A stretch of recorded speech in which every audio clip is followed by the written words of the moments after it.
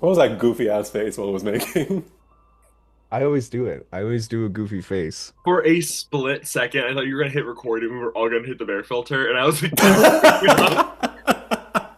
I should have. Imagine that will be the thumbnail. I hope you guys know. It's lost to time, but that's okay. We all No, look it's good. it's not lost. It's in chat. I put We it there. we lost it You have together. it. It's okay. Um, Okay. All right. Great. One last little reminder before we get into it. Um, Also, apropos of nothing, I'm so glad that we're all here today. Thank you guys so much for making the time and for being here for session. I'm super excited. Anyway, last thing before we start. Ada made a comment about this earlier, but I am going to affirm this. This is the last session that we have before the finale begins. Yeah, there goes Bryson. I want everyone to be very mindful as to what they want to tie up, what they would like to solidify in these last moments. This is the calm before the storm, so to speak. So, with that out of the way, Sam, you ready to play some D&D? Roll is right. Ariel, are you ready? Guess so. Alex, are you ready? Meow.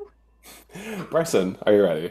Well, I gotta pick up the kids at first, and then I have to go to the grocery store and pick up some groceries as well. But you know what? Screw it. Let's have some fun. Lake, are you ready to play some D&D? Yeah. So none of that was audible, but I'm Yes. assuming that that was a yes. Aiden, are you ready? Yeah. And Will, are you ready? Okay. Wonderful.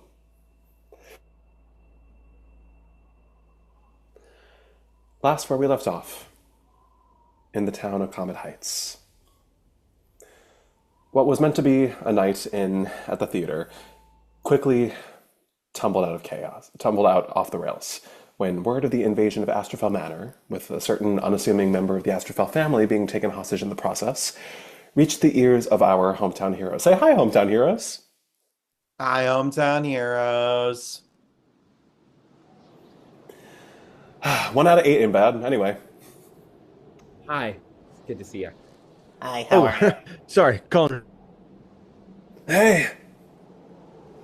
Our favorite snowbound sentinels quickly made their way homeward, where they were met with the sight of a legion of Fey warriors made notorious for their endeavors as savages and captors, led by the man of the hour himself, Dion Therios, back in Comet Heights for a winter break, and to perhaps reclaim an unrightfully stolen lead role of his. What started as a chaotic romp all across Pallas's ancestral home devolved further into an explosive family reunion, with mother and daughter facing off against one another for the first time in nearly 20 years, and with Pallas caught in between them. While our hometown heroes busied themselves with besting their Feywild foes, and, in the process, introducing themselves to a far-flung friend of Pallas's who quickly proved their loyalty, the Astrofel's confrontation ended in frightening fashion, with Pandora brandishing only the truest of colors to her youngest child and their friends, with only the flick of a wrist. In no time, Pandora retreated from the battlefield, leaving her home in bloody disarray in the wake of a shameless murder and a tempestuous display of Boreas's unfettered influence. The party had little time to catch their breath. With the blizzard beginning to descend upon Comet Heights, the hometown heroes packed into the festively familiar sleigh parked outside of the manor and rocketed off into the night sky in search of sanctuary somewhere amidst the storm, only to find themselves caught between a myriad of frantic missed calls from their friends and a ring containing the soul of a powerful ally and superior felled by Comet Heights' mayor.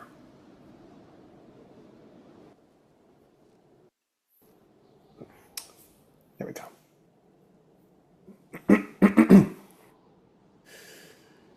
Siri, you hear Frostfeather's voice ring in your mind. What is your immediate reaction? Fuck. Um, I forget. Is Pallas awake and conscious I at believe this moment? Pallas is, Okay. unless Aiden wants to specify otherwise, I believe Pallas is I lucid. think the bit we had is that Pallas did, in fact, pass out after the fight because stun came undone. Or he got stunned after his Haste. haste came undone. But I think he could be very easily stirred awake. Like, I don't think. I think Dakota and Pallas were established to be like lucid, just really out of it. Hey, bud. Just shaking. Oh my god! Oh my god! Oh my god! Oh my god! Oh my god! Oh my god! Yeah. Yes. Yes. Not to bring on another panic attack. What does it mean when your mom's ring starts talking with our principal's voice? Pallas is gonna start crying again. Because Pallas does know about like I'm assuming Pallas knows about like How Ring of Mind shieldings work. soul. And How they have a habit of picking up minds. Yeah. Great. I think this is So before that- the sleigh takes off, I will say. It would appear my mother has killed Frostfeather. Yeah, that's what I was worried about. Yeah. Is she talking to you? What was she saying? Is she I could just hand you the ring. great? Can I like telepathic link with it? Well, I mean, the ring is communicating with communicating with Syria anyway. I think you can just by holding it Mm-hmm. talk to her. You take the Hello? ring. Enix Traughfle. Oh no. Well, as I said to Mrs. Neverward, this was not how I wished our next conversation would go, but I suppose there's no one ringing the bell in that regard.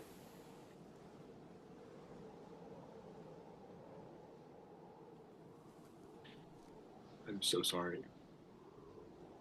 I didn't know she was capable of this. Not.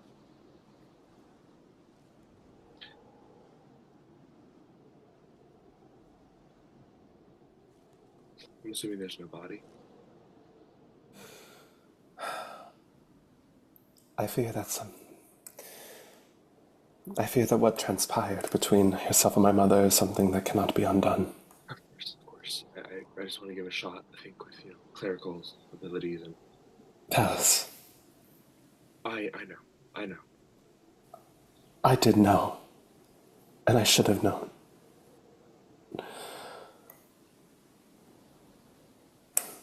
Did you know? It was foolish of me to try and reason with her.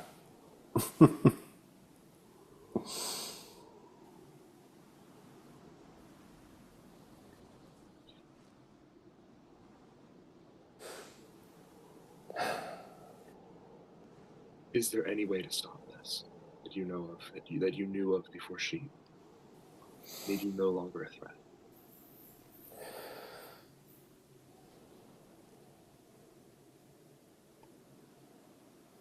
I fear there is little that I am confident in relaying to you.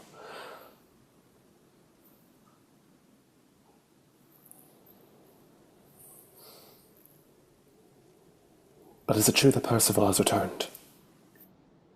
Dakota saw him, yes. Find him. Go to him. He is going to be able to help you in far greater ways than I would have ever. I am so sorry, Pallas. Don't apologize, because there's only one person who needs to apologize here, and she won't. I suppose I learned that the hard way. I think I did too.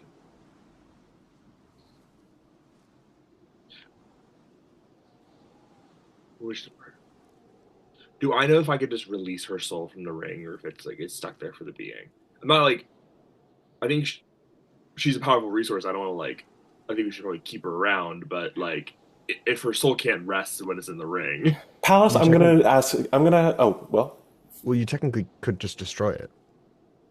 Right, but we also could. A ring of mind shielding would be good for the group. I'm gonna say Appropriate Pallas give me the Arcana check that he was going to make. And while I'm doing that, I'm gonna roll a d6 real quick. 3. Hole. I don't think Pallas knows. 5. I don't know. I don't think Pallas knows shit. 5 on the d6. No, I said I'm gonna roll a d6. Pallas, you don't know shit, but Yeah. you can presume the easiest way would be to destroy the ring altogether.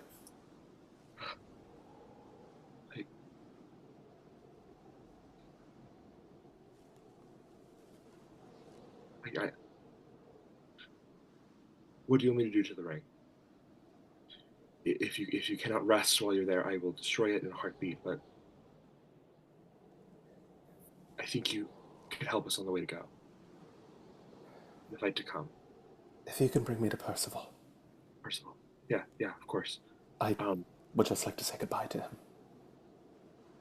course. Are we still with Cecilia and Rovius is here now? They both are, as they're about to. The sleigh is about to take off into the sky. Oh, are we like in the sleigh currently? It's about to take off. Yeah. Rovius, right? Is it your name? Yes. What is it?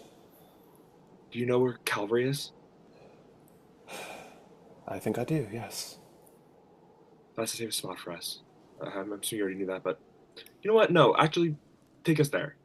I'm not apologizing to you. Well, that's the good news. My plans don't have to change. As he turns back to the reindeer and is going to just check in with each of them individually. I rolled a d6 real quick. As I had mentioned at the end of last session, Syriie, Roselle, Dakota, Holly, Pallas, Enix, none of you were checking your phones during the confrontation at the manor. Now that you are seeing that each of you have a cavalcade of missed texts, missed calls, mixed video calls. There are frantic texts in the Pizza Time group chat, texts from some of your parents here and there, from Ezra, from Bianca, from Ori, from Pascal.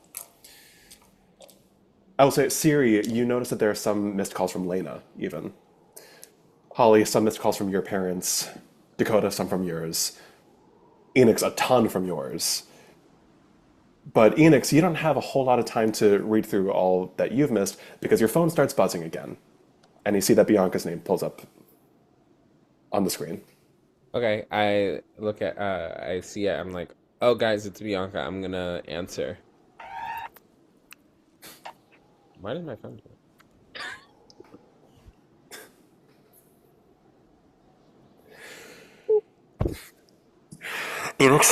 Enix, real convenient time for y'all to disappear on us. Where the hell are you? What? What's going on? And Enix, give me a perception check real quick. Oh, God. Sorry. The real quick stressed me out. I gotta open up my dice app. Okay. Sorry.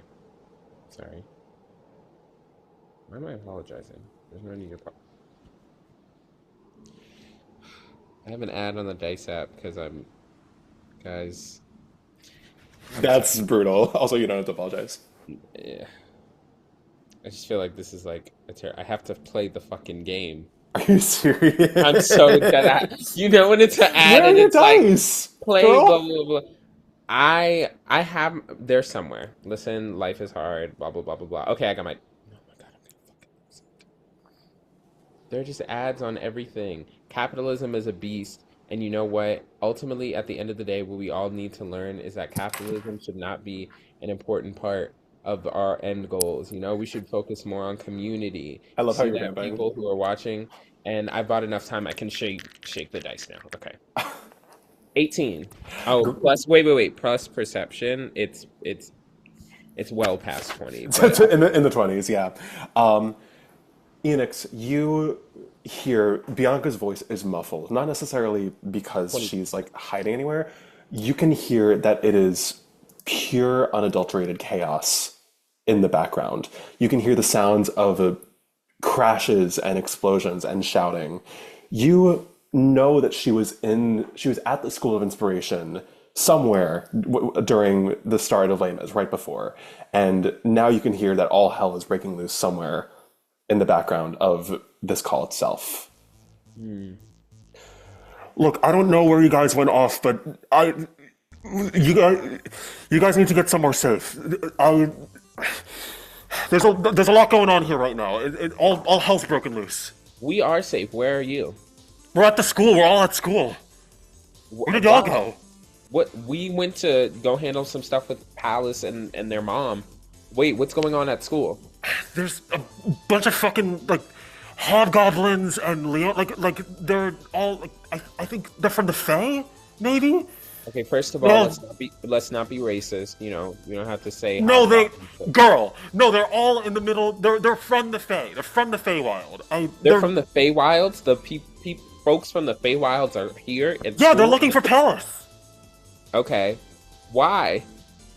Are they hurting other people? What's going on? That's a fantastic question. And look, they all came in and started like threatening us and telling us to hand them over, and none of us knew where they were. And Are they holding you hostage? not really. No, Ezra charged them. He lost his shit, and now it's just an all-out battle. I think we're winning. I think, but it's some of us are in pretty bad condition here. Okay.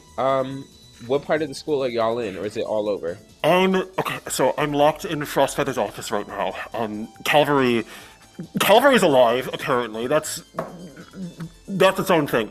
Calvary found a bunch of us and is like, he barricaded us in here and then he went off to do something else. I'm here with Ori and Lav and Ezra are all here. Ezra's in really bad shape. We're trying to keep him up.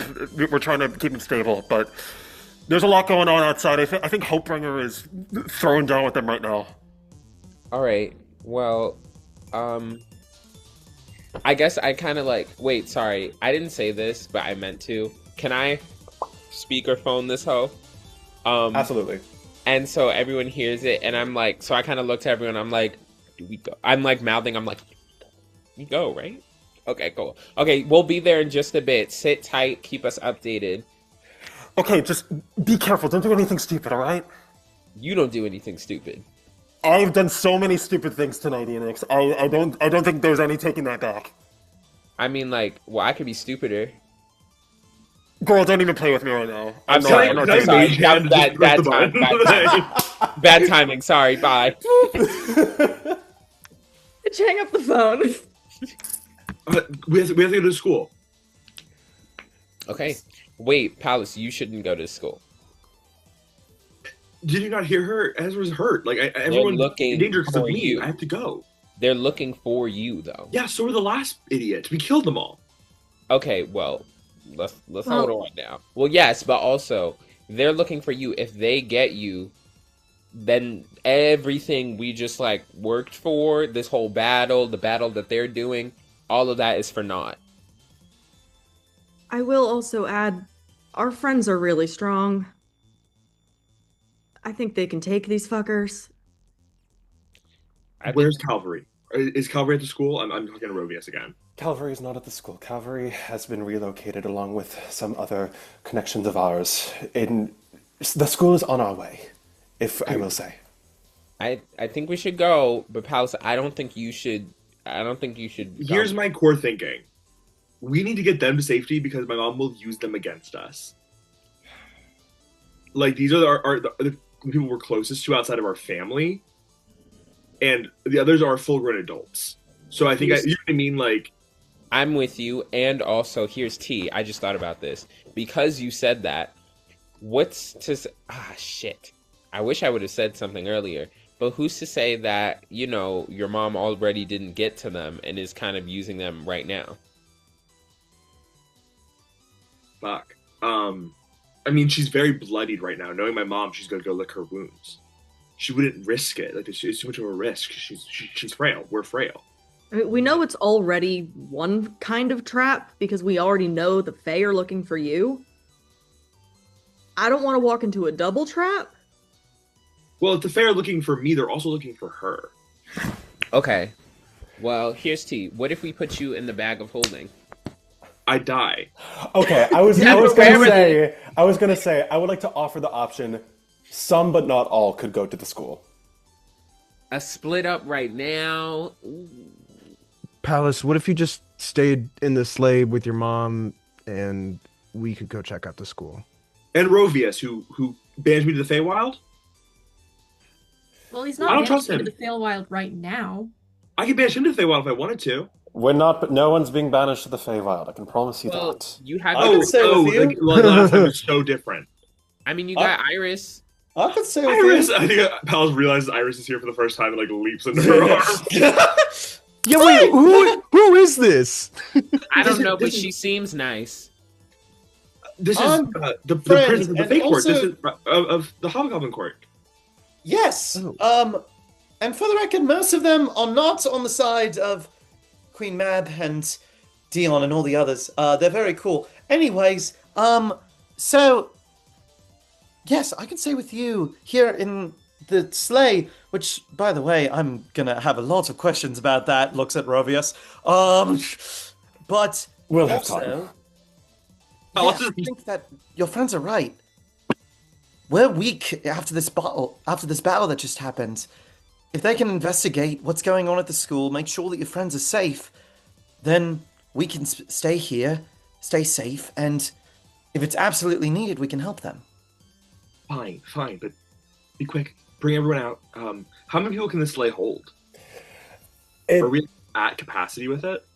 The sleigh is pretty full. Robius is going to turn. Where we are going is not far from the school, so it can be traversed by foot if need be. And I know that not everyone is going to be traversing by foot, knowing it's a magical school. Not all of them need to walk necessarily to get everywhere. I can Right, run. right. I mean- Enix can fly, Where exactly are we going? Or he can fly. or he can fly. Lie. Pascal can fly. I have a car. So just to be clear, is the plan that Iris and Pallas are gonna stay behind with the others while the other 5 are gonna be deployed to the school? Yeah. Cool. I do think it makes sense for you to bring people back here, especially if Ezra is having a hard time standing. That's a good idea. Yeah. Sled. I think you guys Oh, gotta definitely. park in the woods and we'll get into the school. I have, it's not, I mean, I'm a half caster, so it's not like much, but I do have cure wounds and some basic healing spells and like sanctuary and like that kind of stuff. Baby, you got a cleric right here. I got you. That's Exactly. true. We got a cleric. We've got a I'm just saying, wildfire like, druid. we can, yeah. Who does not have We revivify? all, Well, Oh, I should get No that. one die. do I have Oh. Just don't die. Enix also doesn't have revivify. Great. I No, didn't Enix have does. it. Wait, do I? You do. I remember this. We You had- guys even have like That's the why I didn't diamonds take, for it. like- You're all fucking high school kids. Oh, you're right. You know what? I forget. I can't trust D&D Beyond because I write all my spells down in a note app I have. Real. I will once we land near the school, I'll use minor illusion just to kind of kick up some snow around us, make it a bit more obscured by illusion. It's only like a cantrip, so I can't imagine it's gonna like cover us perfectly. I'm just trying to aid us. How long does this fucking last? Is there also a place that Rovius is taking us to, or is Rovius just like getting us out of there? we are relocating to our, let's call it sanctuary, within the Olympus Mountains. It is not far from the school, and it is far enough away from the rest of the town that you'll, for the most part, be out of the way. How can people on foot or on wing find it? Is there a marker? Is there anything of note?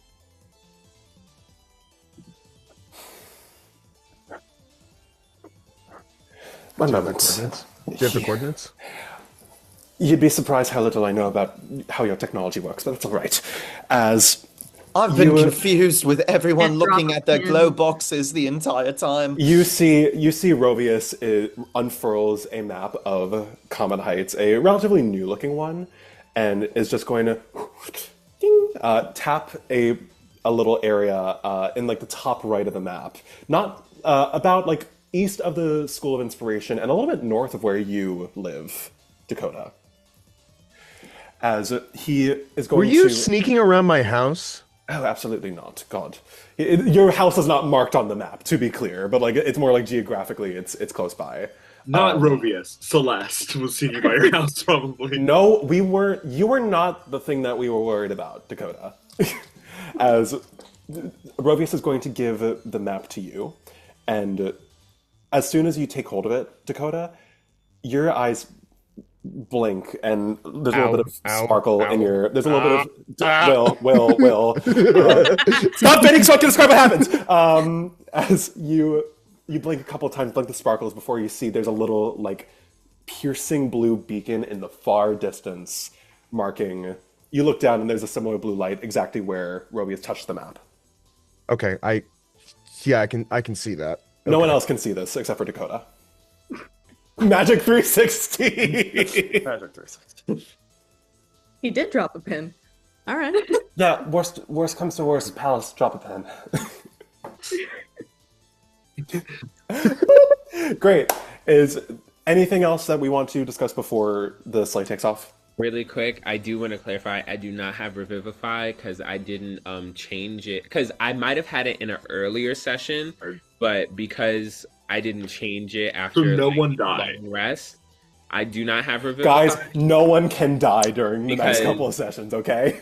Yeah, so I do not have it prepared, and I want to honor that, so... Maybe we'll get full rest. Maybe we'll get a full rest. Time will be nice and merciful. When we get a full rest, guess what's gonna happen? Guess what I'm gonna have? Tommy, don't look to the side. Don't. Hey. Anyway, who's ready to go? Who's ready to go to school? Hey, you! Cut that shit out. I guess let's go to school. I've been fumbling for the unmute button. The sled is going to stay outside of the school grounds. We're not there yet. Oh, wait, really quick. Sorry, one more thing. And I just want to say, if we wanted to take Pallas, if Pallas, you wanted to come, I do have greater invisibility. So... Let's conserve our resources. I think we're Period. What we have here. Yeah. Does anyone have Featherfall? I can just kind of. Syriie has got that built in. I can fly. I got wings. I don't really need... Don't give me self-resistance. Can you try again? Rovius turns to the rest of you. We're going to go to the school then. Pallas, Iris, you're going to stay with us, and then the four of us and your mother are going to go to the sanctuary. Can I trust the rest of you will be able to find it from there? We're going to stay at the school grounds until we know they're safe. Do you want to really risk that? Well, if someone is in there who cannot walk, yes. We can get them out. We can get them out. Pallas, I think. There are 5 of them going in. Not to mention whoever else Dakota's is... Dakota's car is parked outside of the school. That's true. It's still there. Yeah. Dakota and Pallas both left their cars. Pallas, Do you can we guys get you? want- I don't have my license yet, but I can drive it. You know how to drive a Tesla, Siri. I mean, they drive Even the themselves, fucking right? We're going to make sure you are as far from the school grounds as possible, Pallas. If that is the case, we need to make sure that we do not risk anything. Heavens forbid that any of your captors discover that you are even within a couple of paces of the school itself. Whatever. And I think Iris whispers to you, and if you do want to go, I'll go with you. Can I roll a perception to see if I heard that? You probably did. Anyway, She's not that stealthy. Holly, you were going to say something, then we're going to move on. Do you have Featherfall? You do have Featherfall? Do you have Featherfall? So we can airdrop. We can jump from the sleigh and airdrop onto the school. Wait, that kind of goes super hard, though. Yeah, I mean, Mission we Impossible. can drive by. Let's do it. Superhero landing. Are you sure that's... And Celeste just takes Rovius by the shoulder. Honey, they are. Fine. It's it'd be so cool. It's the coolest option, guys. It is the coolest option. Objectively. If any of you die back there, it's not my fault. As the reindeer fly into movement, and each of you gripping the side of the sleigh, you feel it rises into the sky, the wind whipping against your face, snow flying past you. Whoever is rubbing their mic needs to not do that. As you guys take off into the sky. It takes a good 20 or 30 minutes or so across, fighting against the wind. You don't have as much speed in the world as you would like. But soon enough, you all hear Rovius yell over the whirling winds around you. All right, we're approaching the school. Are all of you really jumping out? Yes. Yeah. Let us Well- have a little fun. Heavens protect you. Good luck. And remember, follow Dakota. He knows where to go. All right. My illusion to make this football even look cooler. That's what Guys, I really always wanted to do this. Can I do this really quick? Leroy Jenkins! Yeah, do all of you jump out of the sleigh?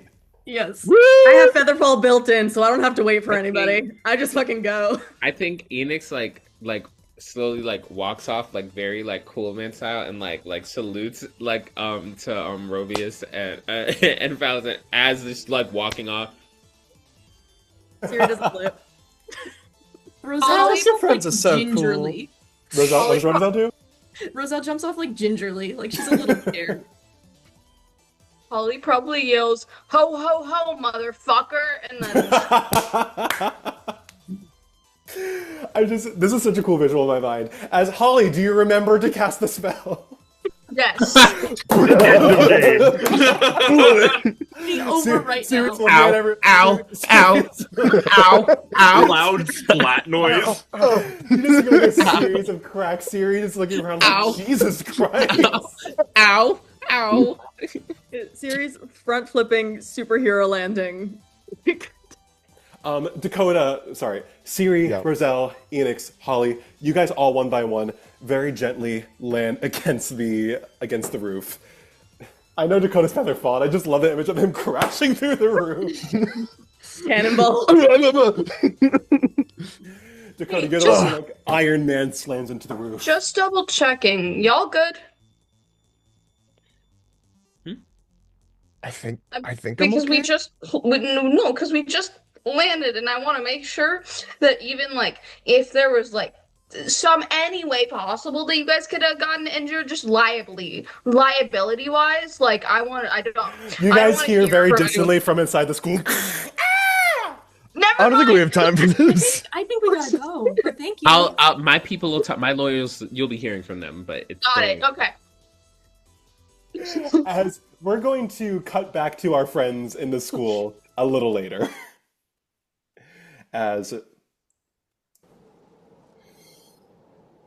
Pallas, Iris. All of a sudden, it's just the two of you, alone with Celine in the back of the sleigh. Only hearing the sound of distant jingle bells as you continue hurtling through the sky, snow and wind and storm whirling past you. You hear Rovius go, I do hope that they make it I do hope that they make it out all right. I think Pallas is in the back just staring daggers at Rovius. Pallas holds a grudge, famously. I So I'm going to can break the tension here. I don't know who this guy is. Wait, That's Rovius? I have no idea who he is. A bitch. You hear Celeste go, hey. I'm 17. He's a bitch. Yeah.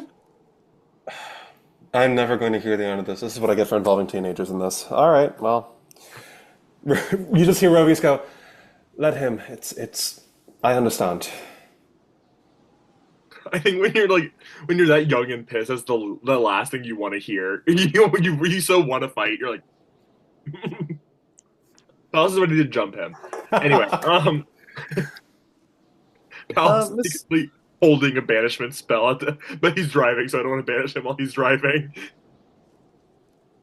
Mr. Obvious, you know anything about these people who are trying to kidnap Pallas? I'm vaguely familiar. Yes, Admittedly, the role that I've played in the politics of the Fae Court has been a subdued one, to say the least. I don't blame you for not being all too familiar with myself. Miss Clarabella, is it? Yes. I mean, I guess I'm not that important. I'm just like the manifestation of the Goblin Court and like their defender and all that. But you probably wouldn't know me either. You know. I'm gonna roll history for him, actually. I'm just gonna see. Oh! Well, happy that you're fighting on our side, I guess. She's also the one who saved my life when you teleported me to the Fae Realm, you bitch. That is true. Rovius does not acknowledge this.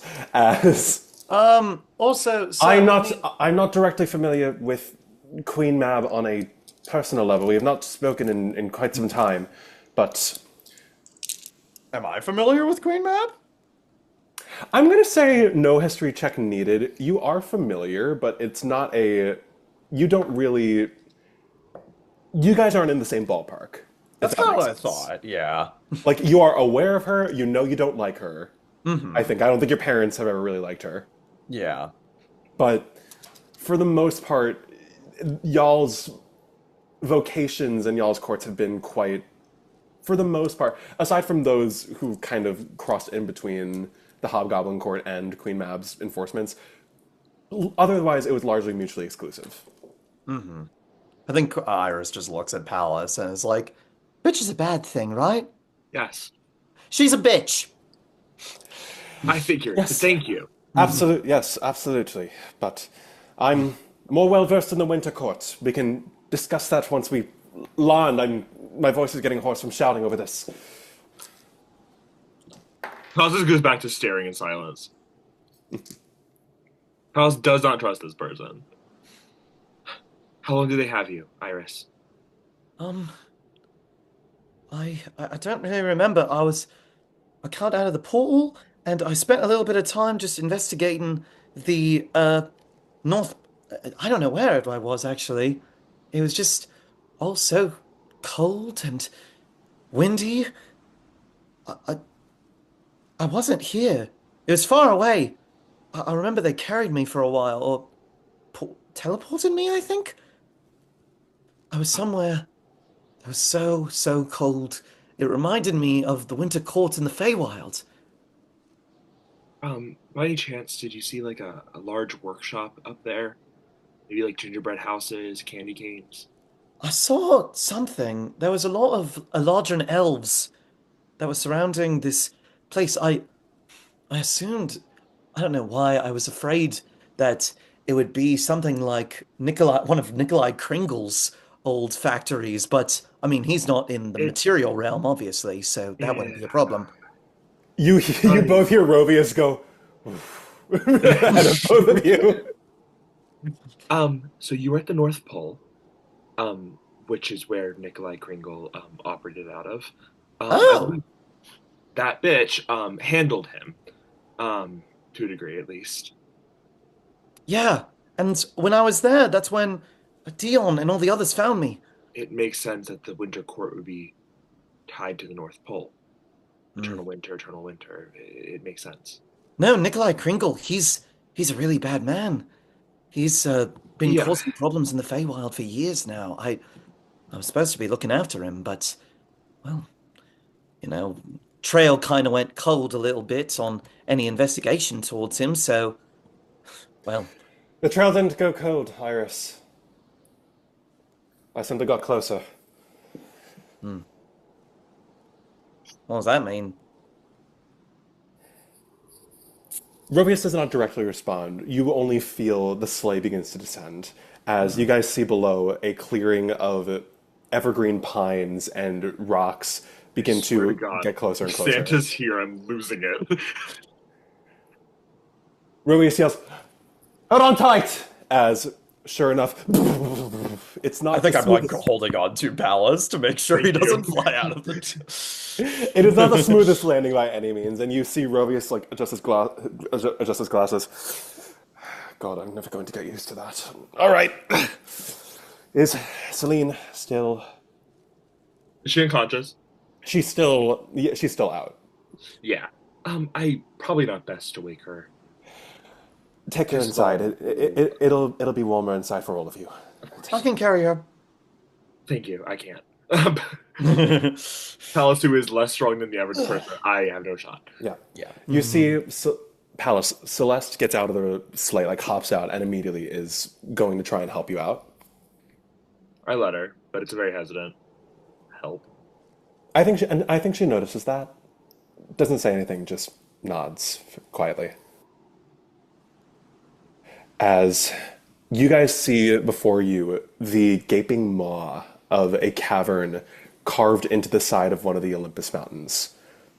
You are essentially like, you do a little bit of mental math. You are about, if you run from the school, you are about 20 minutes away. Okay. Again, close enough where anyone from the school could get here within reason, but you see Robius turns to you. Now, the good news is this. We have had quite a bit of help with setting up some abjurations and protections around this place. Needless to say, no one that we would prefer to not see in this cavern is going to be showing up anytime soon. You'll have someone to... You want to go thank them yourselves? House will walk forward.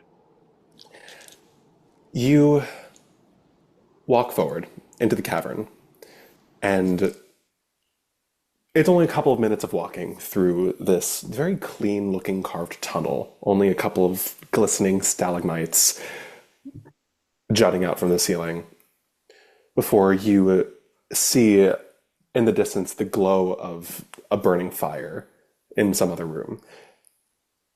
When you approach, there are two figures sitting by this makeshift magical fireplace that doesn't seem to be realistically able to exist, but you see that it's emitting light and warmth all the same. One of them is someone that you've seen not too long ago. Percival Calvary rushes to his feet, and you hear him go, "Oh, thank the heavens." And he rushes not towards you, but towards Rovius, and takes him up in a hug. Before he turns to you, Pallas Astrophel, are you all right? No, but that's another issue. You know what I mean. I'm alive. That's good. You as well, Miss Clarabella. I'm glad to see Yes, that you're... Mr. Calvary, you're okay. I was so worried. Yeah, you died. I don't know where you got that impression, to be honest. And you you were surrounded like 6-1? You hear another voice from the fireplace. Well, let's all be glad that we're all in one piece then. As you turn, and Pallas, you recognize this person, bundled up beyond belief. You've never seen him in anything other than the elegant robes that you see him in the classroom. Falamir Lelaire sat by the fire. Hello, Pallas. I do hope this suffices as protection. You were involved in this the whole time.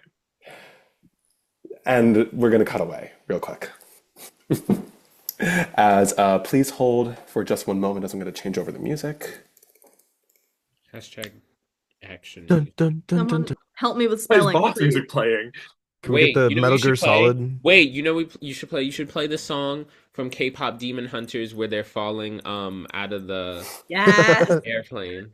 Oh, that's good. That is good. That is good. That's what goes over the Dun, animation. dun, dun. Is it? No, I think it's the was it, she said Yeah, it's till it's done. Yeah, is it that Yeah. the one? Oh, It's I'm, that It is that one. That's the Yeah. intro song, yeah. I'm sorry. I'm stupid. I thought it was the wrong one. Idiot. Stupid. I still do think that Dakota is just a K-pop demon hunter protecting the arcane minstrel. So I think you're great. right. I think that's right. I think that the Hone Moon is the Arcane Mistral. I think so. Yeah. I think you're right. also shout out to me from 2022 who wrote how to spell Lelaire in the front of my book. When did we meet I'm Lelaire again? Session He's one. the wizarding professor or a teacher that all the He was the one who spellcasting- Pallas cried to ages ago about getting protections. Yeah. Right. Is he right. is he wizard professor or sorcerer professor? He dealt just he spellcaster. dealt more He's with spellcaster. more charisma adjacent, but dealt with spellcasting. Yes. Got it. Anyway, Dakota, Enix, Holly, Syriie, Roselle. I have to ask, how the hell are you guys getting into the school? Through the rooftop door, because there has to be roof access. You're just gonna Where is that? you're gonna find the rooftop door. I mean, the Yeah. gym has got to, like, is there a school gym? There's got to be one there. Yeah, or windows into the gym. Yeah. Like, A fun skylight. If we Honestly, crack I through think that there is like a fun skylight in There has to be a greenhouse. This is like a The the druid classroom. I was going to say there would be a fun skylight in the greenhouse. There is also, I will say, you guys see there's some action going on outside as well. I'm On here this- to worry about the siege ball field. oh damn. There's a siege on the siege ball field, guys. So you can enter. I'll give you three options. you can enter through the skylight of the Druidry class space. You could head out to the siege ball field or the sparring court, or you could just smash in the roof and pray. Well, can we see if there's anyone like there on the siege ball court? Like You who's see- fighting? I've got decent perception. Who do I see? Everyone give me perception checks. Yeah. What's your cat eye see, Siri? Oh, my cat eyes see fucking everything. 21. Wow. 17. I got a 14. Okay. It's 21 as well.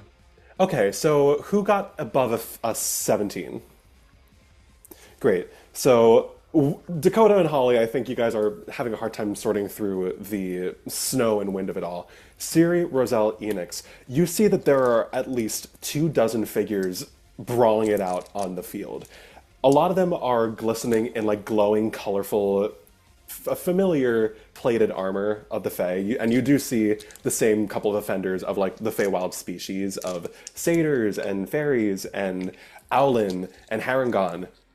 You see a bunch of your classmates, you recognize a bunch of them, kind of like vaguely, like just some faces, some names that you're not like particularly close with. At the center of it all, wielding a pair of fortified siege ball hockey sticks that are overgrown with like thorns and bristles. I'll get there, Aidan. Thorns and bristles tangled around. Dual wielding these and taking on two of these fucks at once is Sagas. Hell yes. I will say he's the only like distinctly familiar face you see. Okay.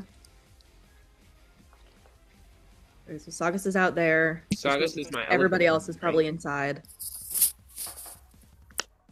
Do we help Sagas? I can do we go help focus on- Sagas. Do we Do you think focus it'll on triage or?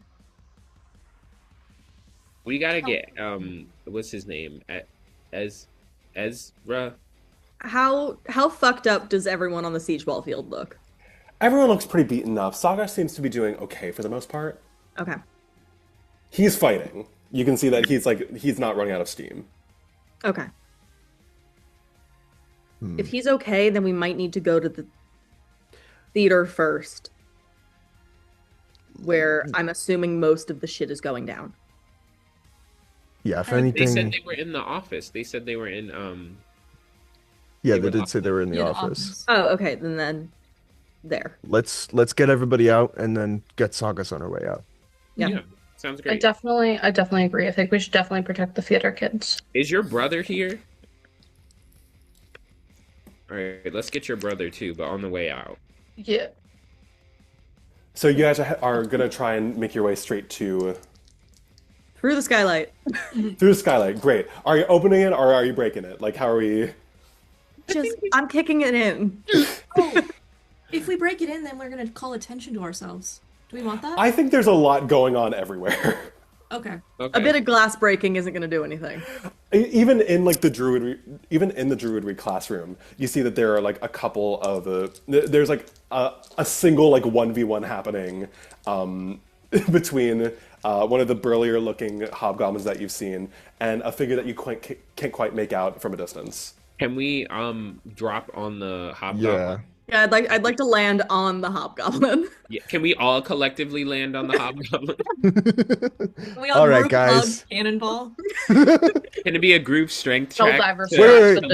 Wait, I have a really good idea. Siri, you ready?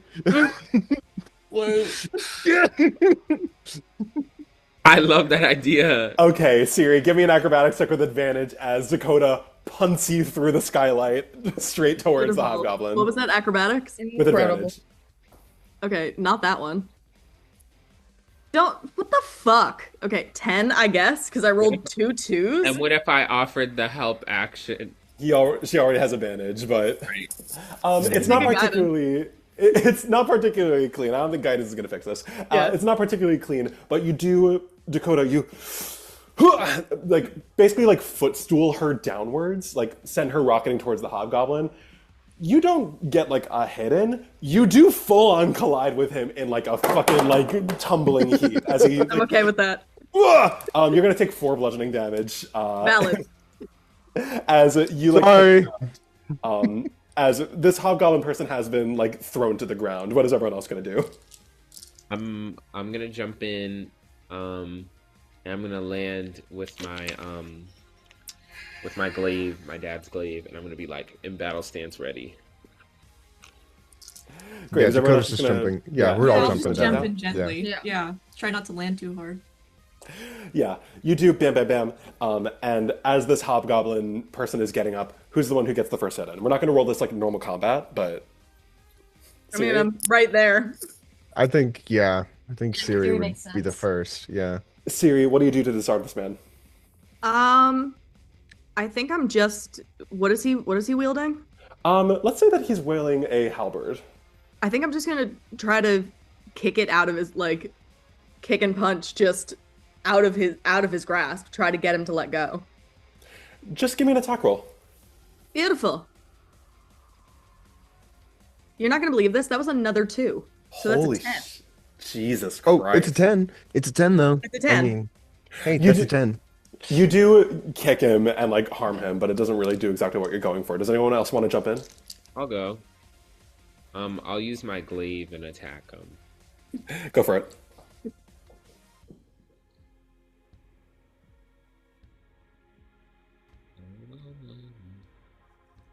Hey.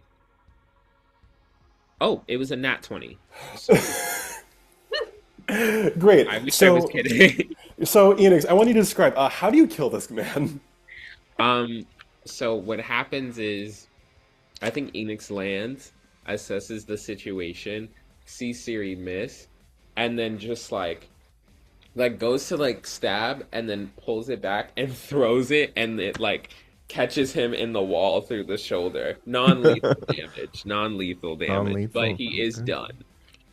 Yeah, you catch this guy. He like is down for the count almost immediately as you turn around and you see that the person fighting this hobgoblin is just a torso wearing clothes. You do not see a head on top of atop this person's shoulders, and it isn't until you hear from elsewhere in the greenery, Hey, over here!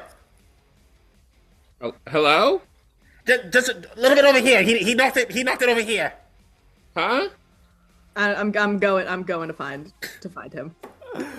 yeah, everyone's gonna go, and sure enough, I think Syriie, you're the one who notices Maro's head is lying on the ground of You know what's so fucking funny? I knew it was gonna be Morrow. I knew. Let's go. I love bones. It's bones. Yep, hello, over here. Sorry, he kind of knocked him. He kind of rolled me over here. I was still trying to fight, but it was a little rough. Dakota picks up the skull. Oh, poor Marrow. Dakota, you're not fucking funny. Just put me back. Okay. Dakota's Wait, done wait, this wait. at least 10 times. I think I grabbed the skull from Dakota, and then I'm like, to be or not to be. Maro bites your finger. Ow! Guys, you can't do that. This is We gotta go. important. We gotta go. Dakota is gonna like pick up Enix's spear and like leverage that guy who's I think still alive, right? Mm-hmm. Yep. Okay. He's just gonna shish kebab him like off, like just pull off the stick, grab him, and be like, "Okay, I got a new shield. Let's go, guys." That is insane. As you burst through the doors, going into the school, and immediately you are taken in by all of the chaos unfolding in the hallway. You see that it's kind of splitting up in two directions, left and right. You see there's a line of lockers, many of which have been fucked up beyond recognition, just by sheer virtue of everything that's going down here. Left or right? Do we remember the way to go? I think so. I mean, it's our high school. Everyone, give me a raw, not raw. Give me a history check. Don't make me do an intelligence check when I'm rolling shit. It's a 5. 7. 16. Thank God. 17. Okay. Give me 5 seconds. For some reason, my character sheet closed, but That's fine. Enix and Roselle pass. it's a 19. Yeah, so the three of you know me that you're going to turn right, just try and duck everything that's going on. And I'm going to say everyone also give me dexterity saving throws. Can Raise I your hand if you meet or beat a 13. Let me see. Party! Yay, 13. I got a 19. Okay, I got a 9. But I do have a fun little guy in front of me that I hope takes the brunt of whatever is happening. Mama has a hot 8. Okay, so in that Enix, case, get behind me! Me leading the way like, ow. Enix and Dakota, you guys are going to take 7 slashing damage. That's going to be half to 3 for the other 3, as there is so much just pure unfettered chaos that is unfolding in the hallway that it is hard not to get nicked or slashed or like caught in the crossfire. At some point, I think Dakota, like, you fully have to throw yourself in front of the rest of the party as a massive just like blast of magic hurtles down the hallway, and just like hits you full force.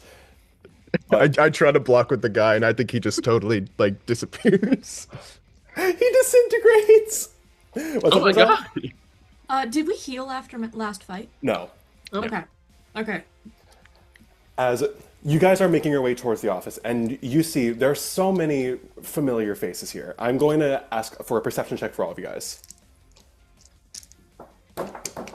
4. I don't see anyone. 11. That was real close. That is a wait, what's 19 plus 3? 22. 22. 22. Okay, so whoever beats a 13, I'm going to say on this, you see that there's a full-out, like, brawl of the casters that is happening in this hallway. It's why so much, like, bullshit is going on. You guys see leading the charge is Rizzy. She is making fresh meat out of a lot of these these soldiers, just hurtling fireballs and like different blasts of like electrical and cryokinetic magic all across the hallway. It's hard for you guys to like even like dodge some of this because it's so all over the place. But you watch as when Rizzy hovers into the air, you see that there's a pair of arms like wrapped around her. Black wings erupt from behind Rizzy. As you guys see, Pascal has teamed up with her and is essentially in the midst of firebombing a lot of these. Baddie alert! Baddie alert! Baddie alert! Do you say that, Enix? I think, is that in character? I think so. Enix, okay, I think Enix says it, but I think it comes out like, "Whoa, baddie alert!" Does anyone say anything that Pascal would hear? Yes, it is baddie alert. It would be, whoa, baddie alert! But it's like, whoa, baddie alert.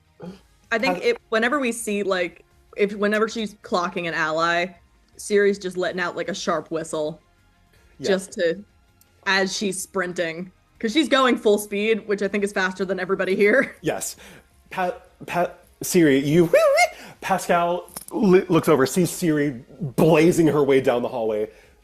Their head jolts towards the rest of you as they mutter something to Rizzy, sets her down as gently as possible, and they tumble their way over to you guys. Holy shit! You guys are okay. Where have you been? Pallas' house? Long story, keep moving. Let's go. Cool. Where are we going? I don't know. Do you know where anybody else? Oh wait, no, we're going to Frostfeather's office. But is anybody hurt? I don't know. I haven't seen anyone since you guys left. Holly, your parents are okay. I know that. They got out of here. Have we heard from Noel? I can't No say. No worries. Hopebringer got a lot of the families out. That's what he was doing during a lot of the fight. Don't know where he is now. Did you see anything about my parents? Would your parents have gone to Les Mis? Is the question, Enix? Probably not. They homebodies for real. Fair enough. As you guys are sprinting down, did anyone beat a 20 on that perception check? Yes. 25. Great. I got 22. Syriie and Enix, I think that there are 2 more people that you like notably clock amidst all of this. The reason why I asked for such a high perception check is you guys see at one point a Leonin, unfamiliar to you, at some point is like waiting on the other side of the hallway and is about to bring his axe down upon you. Syriie, before you see a rapier goes clean through his stomach, and he gets like thrown aside a little bit. As you guys don't see anyone immediately behind him, but I think Syriie and Enix, you're prone to like you're privy to the rogues and their kind of mechanics and all that. You look up and you see a silhouette not too dissimilar to that of Emmerine's skittering like through the corridors and corners of this hallway. Whoa. She doesn't acknowledge you directly, but Nod as she keeps sprinting. and She I needs think like Roselle and Enix just to tell her which way to turn because she's just running. yeah, and I think also on that same roll, some of you guys hear a distinct commotion coming from the theater, but not that of like decisive battle. It sounds like on those perception rolls, it sounds like the distant strum of an electric guitar over the din of other instruments from the auditorium itself. Period. They put a shit ton of bards in one room and then attacked it. Like, Would any of you go to investigate out of curiosity? No. Real. Dakota will peek. Sorry. Peek. Yeah. Holly and Dakota, you guys peek in, and sure enough, you guys see that there are like at least a dozen of these Feywild soldiers like rocking back and forth, like swaying and completely made passive by the sound of what you see is indeed several bards having put their heads together to make sure to sort of minimize the threat. It is a lot of the cast members of Les Mis themselves. Leading them, Holly, you see Noelle.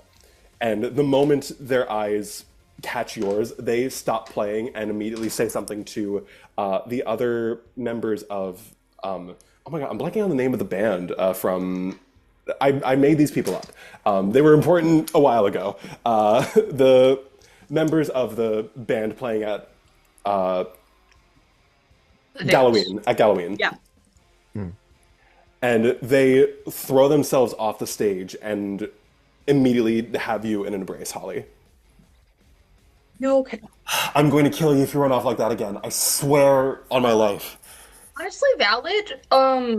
Valid. Okay, are we getting out of here? What's going on? And I know Mom and Dad got out of here. So we're trying to make sure that the rest of the group can Walk get and out of talk. here. Let's go. Okay, yeah.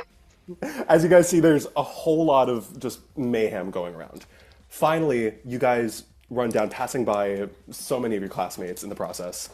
You skid to a halt before Frostfeather's office. You see that there are several of these Fey enforcements battling it out with one person. His shirt and tie ripped, his muscles protruding, and a look of crimson fury flashing in his eyes. Atticus Hopebringer, in a greater state of fury and indignation than ever before. Even when you yourself have fought him, Syriie, you have never seen him quite like this. As you hear him go, "Not my students, you fools!" Full on, like, gut punches one of the Harangon, but you see that he is outnumbered and starting to wear himself down a little bit. I think Enix sees that and then goes, "Baddie alert." I'm jumping in the fray and helping my fighting buddy. Great. Who's going to be making attacks against these folks? Ruh. Great. Everyone who's going to make some kind of attempt at helping Hopebringer, roll for me and then describe what happens. Well, that's a nat 20 for 28. Holy shit. All right, so we'll save it for last series. Mm-hmm. Okay. So I got. What are we rolling? Is it an attack roll or? Okay, so I got a 13. Okay. Yep. So I got a 28. Great. But natural 19. Holy shit. I petition to grab Syriie again and throw her like a bowling ball. Can we stop throwing Syriie? It seems to be effective. No, wait. Throw for her. Syriie and then put Holly on your shoulder and have Holly use you as a sniper post. Enix and Roselle, do you guys get in the fray or do you take some other course of action? Sorry, go ahead. No, okay. Can I shoot a spell at them from... Totally, yeah. Yeah, okay. I'm gonna just cast Produce Flame at them. Work. And then Enix? No, I think I'm saving up so I can heal people when we get in the room. Work. Are you going to try and like make a beeline for the room or are you just going to hang back? I think I'll try and slip through because like yeah. Yeah. Enix, I think you are able to, no roll necessary, you just weave in between as everyone else is thoroughly distracted by the sheer onslaught as Roselle, brilliant orange flames erupt before you, blossoming all around these folks. Holly, you're just like, like full on sniping these folks. Dakota, you're throwing punches. Syriie, the shadow unleashes a little bit as, tell me one of the many things that Syriie pulls during this little encounter before we cut to Enix.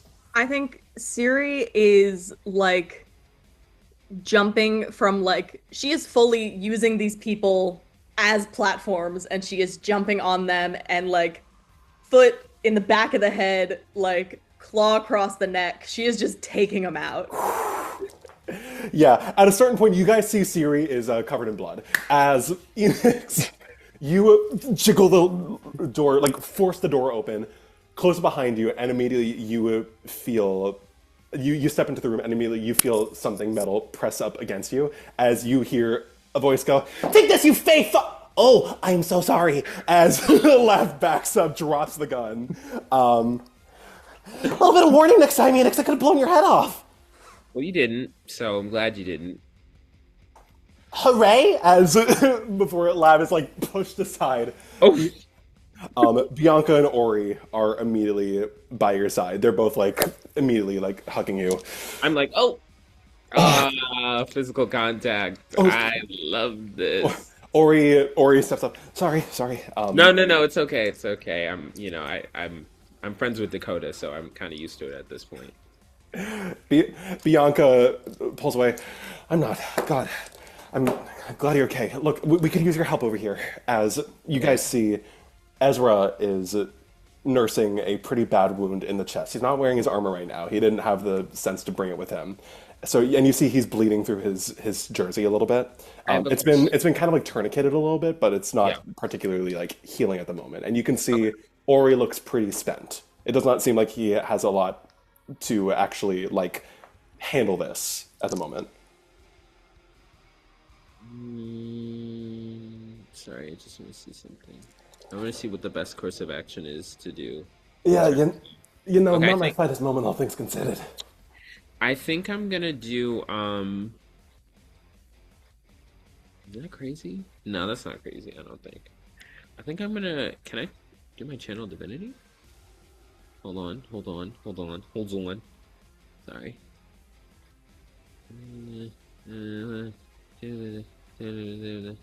Holy symbol. Syria has a 30% close. Syria lasts for 1 minute whenever you grant it temporary here. Okay, never mind. I'm just gonna do healing. I'm gonna do. I want to save this. Oh, okay. I'm gonna do a mass healing word. As my little bonus action. Actually, or am I gonna do moonbeam?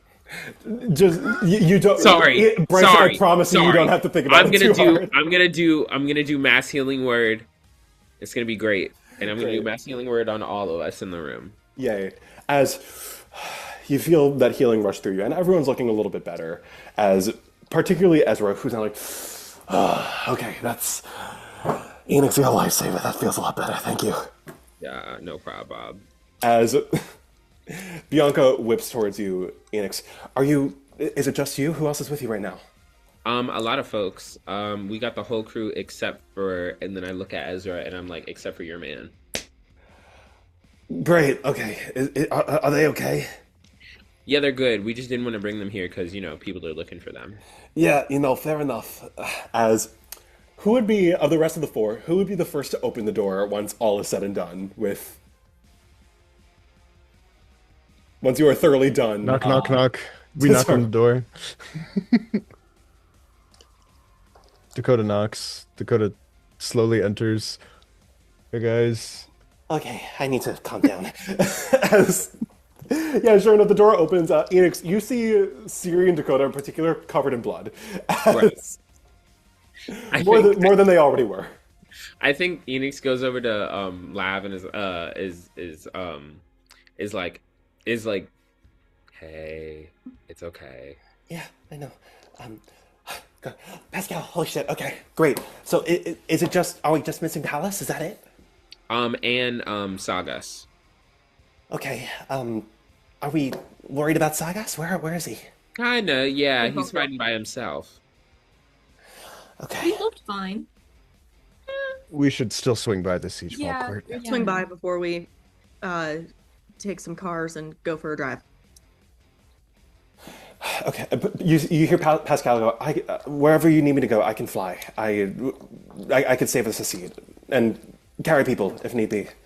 That would I'm gonna look at Ezra and go, I have the Tesla. You didn't know how to drive a Tesla? It's like pretty complicated. It's actually a really complicated car to drive. It doesn't drive itself, you know. It does. Alice's does. Or he just goes, everyone shut the fuck up. We need to go. We'll figure this out later. Does your Tesla have a fantasy? Never mind. I'm not gonna catch up. It's not my Tesla. Is everyone going to go? Yeah. Yeah. Great. Everyone, it is a pack of, what is it? Like, almost like a double-digit number of you tumbling through the hallways. Like, some of you, like, throwing punches or, like, cantrips here and there to sort of aid in the fight. As it seems like this, whatever is going on here is, looking around, you can see is going to end in a resounding victory for the Ptolemy School of Inspiration. As if one thing is clear, y'all were taught well. As Does this mean we get to skip our midterms? I think so. Yay! Is everyone gonna head out to the siege ball court? Should some of us go back? Maybe we send the injured people Back. to the parking lot. Okay. Well, me and Pascal can fly. So how about the flyers go back with the injured folks, and everyone else go help out Sagas. You'll have to wait. You'll have to wait in the parking lot and hold your ground because Dakota's the only one that knows where we're going. T. Yeah. Wait, can I have the car keys? Can we just hide in the car? Yeah. Thanks. It is such a small car. Anyway. Use code Robius and check out. Shut up, Sam. Yeah, as those of y'all who are going to the siege ball court, I'm just going to need one more round of attack rolls. This is not like particularly mechanically pure. I'm just imagining you guys are mowing these people down. 23. Yeah. 23. I'm covered in so much blood. None of it my own. 18. Okay, Syriie? 16. 17. Great. Everyone is just like throwing themselves out. The four of you burst out onto the court and immediately make quick work of everyone who is not on your side within like 2 minutes. Dakota and Syriie just throwing themselves at the fight. Roselle launching cantrip after cantrip. Holly just gunning people down. Like Holly with their gun at school. That they made. Their homemade guns. Homemade. Syriie, when Stands for you Jack and Amendment. Second Amendment. That sucks. As Syriie, I like to imagine that you join Sagas in the fight, like back to back. You guys are all of a sudden like fighting all these Fey folks around you, and you just hear Sagas go, "That's my girl. Where the fuck were you?" Busy. Surely it wasn't that important. You'd be surprised. I'll hear about it later. Sure enough, within a couple of minutes, everyone is down. The rest of the like siege ball team players are all like catching their breath, like making sure each other are okay. Sokka's like,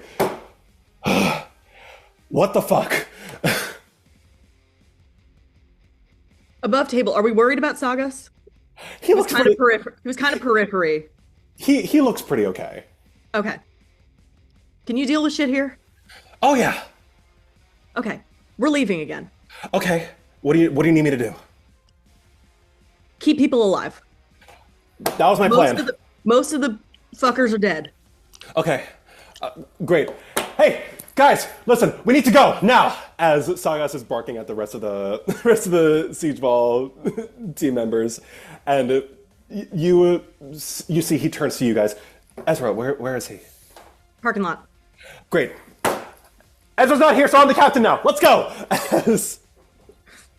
So sure enough, there's a kind of like the full, gladiator-esque cry of the siege ball team rushing back inside the school. For a moment, Pascal just shakes their head. I never really got sports. I'm gonna be honest. Neither did I. Just a lot of nothing. Anyway, we need to go. We need to go. So we have 2 cars. We have a couple flyers. How's everyone getting back to the sanctuary? Syriie's Tokyo drifting the Tesla. I think I'll that has carry to happen. someone. I don't mind. I think the Tesla is hot wired, and it goes, Siri, don't do that. Siri, don't do that. Enix, who are you taking? I think I'm carrying Bianca and Lav. Great, yeah. Honestly, Bianca on your back, Lav just like... That's me holding Lav. I think Dakota's got Ezra in his car, I think. Great. Dakota and Ezra are in the car together. In the Holly, pool. where are Holly, Syriie, and Noelle?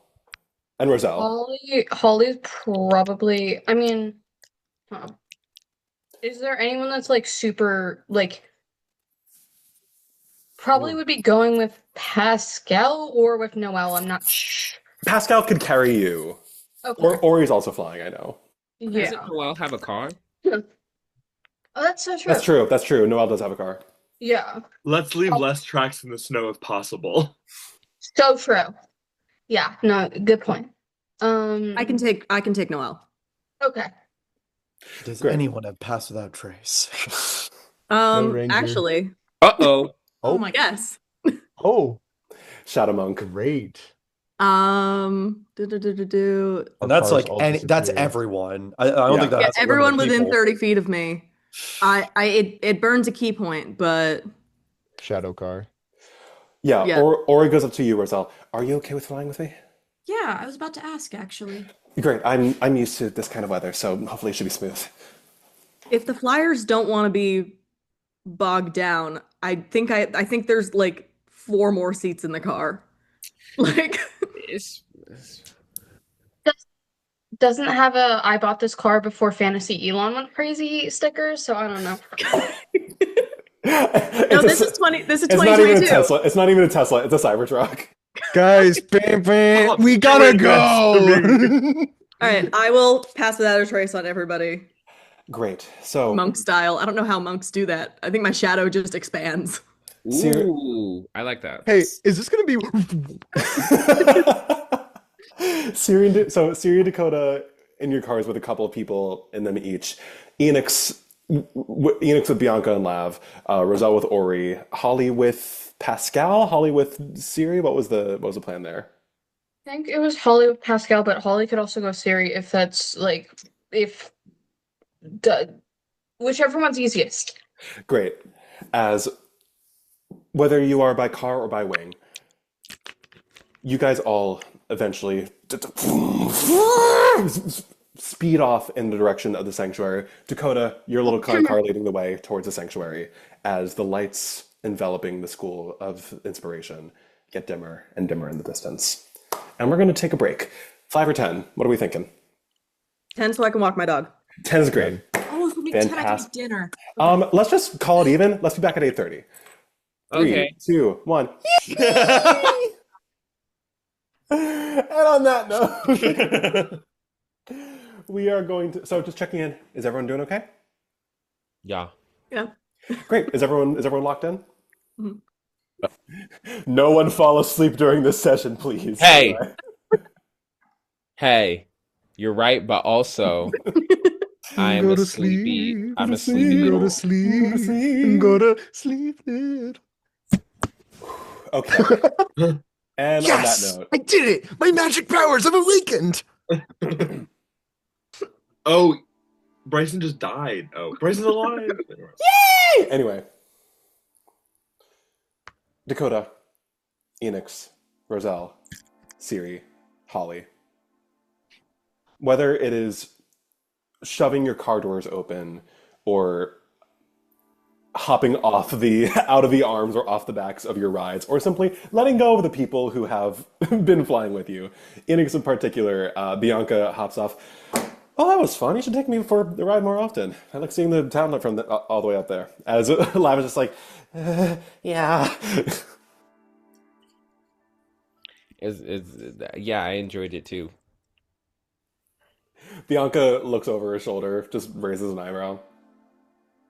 Come on, let's go. Okay. As one by one, you guys and your compatriots make your way back into the cavern. Or make your way into the cavern, rather. As, I will say, Dakota and Syriie, as you guys walk away from your cars, you see that they vanish from view. If you check, you can feel that they are still there. However, you can feel some kind of illusion that is keeping them out of sight. You can see even the tracks are like melting away a little bit and just becoming smoothed out into the snow. Some powerful magic here. Okay. So true, guys. As before people enter, Roselle, Yeah. your heart is beating. Are you all right? Well, it's been a crazy last, I don't know, 2 hours, maybe? I suppose I've never felt it beat that fast. Really? That's actually, Okay. I suppose you've been rather self-assured since the two of us met. Yeah. Yeah, you've done a lot for my confidence and ability to just generally feel able to protect myself in battle. And in general. Yes, well, I apologize for my silence in the wake of our confrontation at the Astrophel Manor. I mean... That presence.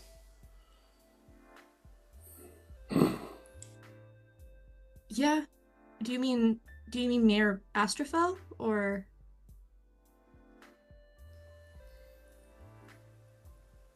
Perhaps these sentiments are best shared with the others. Let us go inside. Okay. And you do so. As Pallas and Iris, coming back to you, it's been a pretty quiet 20, 30 odd minutes as you guys have been sitting by the fire, and aside from dipping out of the room into another corridor before emerging with very oversized, comfortable, warm clothes for the two of you. After all, the fire can only do so much for both of you. It's best to heat up. He offers you some pretty oversized, fluffy sweaters. But otherwise, it's been a lot of just you guys kind of catching up with Calvary and Lalaire / recovering a little bit, as Lalaire has brought little chocolate bars and granola bars for you guys. Eat up, both of you. I can tell just by looking at you, you've been through quite the affair. I think we'll just catch up. That hey, what happened? Yeah. And I will What do you tell them? to Calvary. I think I'm just gonna go. We were at the production of Les Mis, and frankly, the set design was not what it was supposed to be. But anyway, we received word through Dakota that you had encountered him, that the Fae were on their way. We went to my house, as you know, and well, Yes, I was there for that. Yeah, and we got to my house, and my mom was there, both of them. And the fight escalated, and it kept escalating, and then my sister came in, and it continued to escalate, and my mom disintegrated Dion. Miss Aetherius. Yeah. And then we got the upper hand, and my mom, she warped away. I don't know where she went, and she left this behind. And I'm going to pass over the ring to Calvary.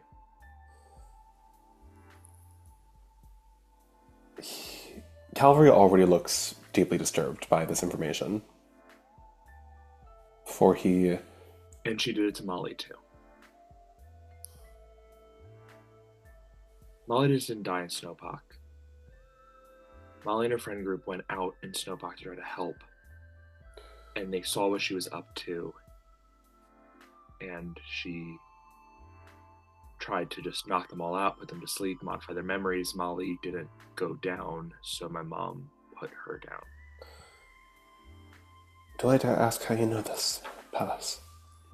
I'm a psychic. And, well, Dakota was there. I suppose I could ask him when he arrives. Can you pass me that ring? Just so you know, it's... Someone wants to talk to you. I put it in his hand. I'm assuming the second it touches his hand, you'll hear.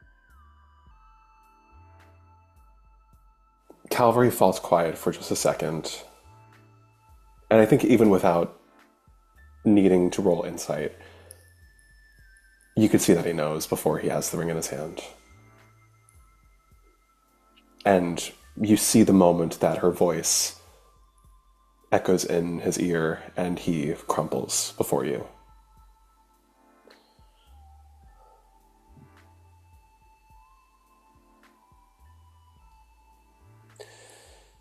You see he stands up very hurriedly and excuses himself from the room.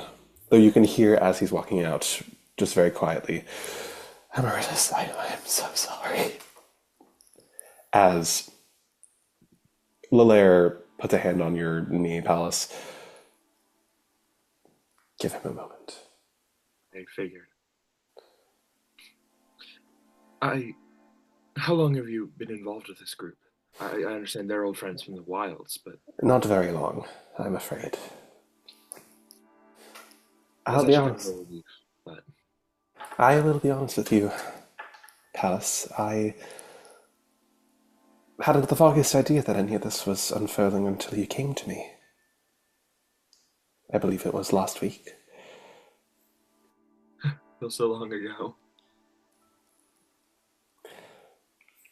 I apologize for not taking sooner action, not taking greater action. I hadn't the greatest clue what was truly transpiring, and I suppose I had no way of truly knowing, but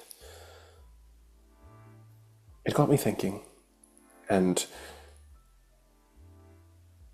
I realized that for all of the magical items or potions that I could offer you, the greatest thing I could offer you was true, tangible safety. Thank you, Professor. And I had to thank Percival, because he messaged me the first thing he arrived back from the Feywild. Not just myself. I believe someone is actually going to be joining us shortly. He did not tell me much, just an old friend of his, so to speak, someone who's been living in Comet Heights for some time.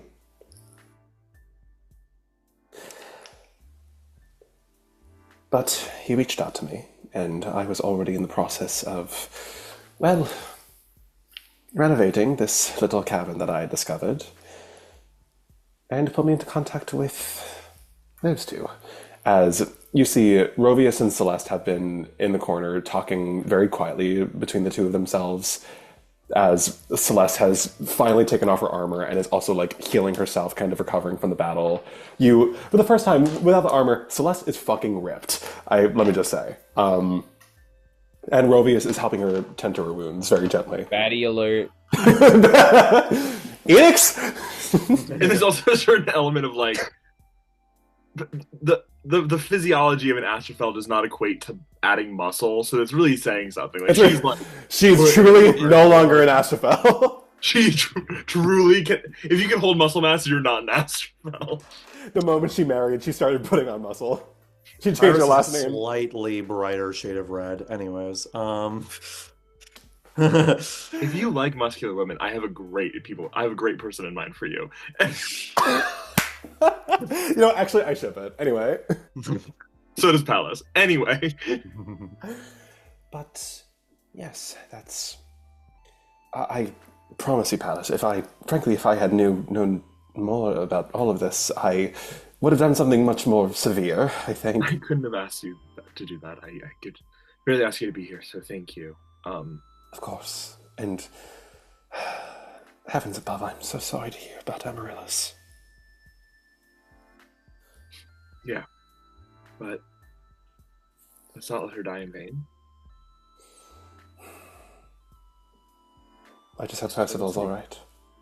I know this too, but we will see. Yes. I do have the implements for tea, if you would like. I know it might not be much, but it might do some good for it. It might do some good for your nervous system. Are you? I'm so sorry. I've not introduced myself, my friend. Falamir, you may call me. Hi, Iris Clarabella. I was helping out Pallas while he was in the Feywild. Well, I'm very thankful that you're here too, then. Yes, there's a lot going on. I'm a little overwhelmed. Tea, we're in high order for some tea, perhaps, for you as well. Indeed. Yes. I don't suppose that you know anything more about Queen Mab and her forces. I, unfortunately, despite my elven roots, I have not quite so often visited the Feywild myself.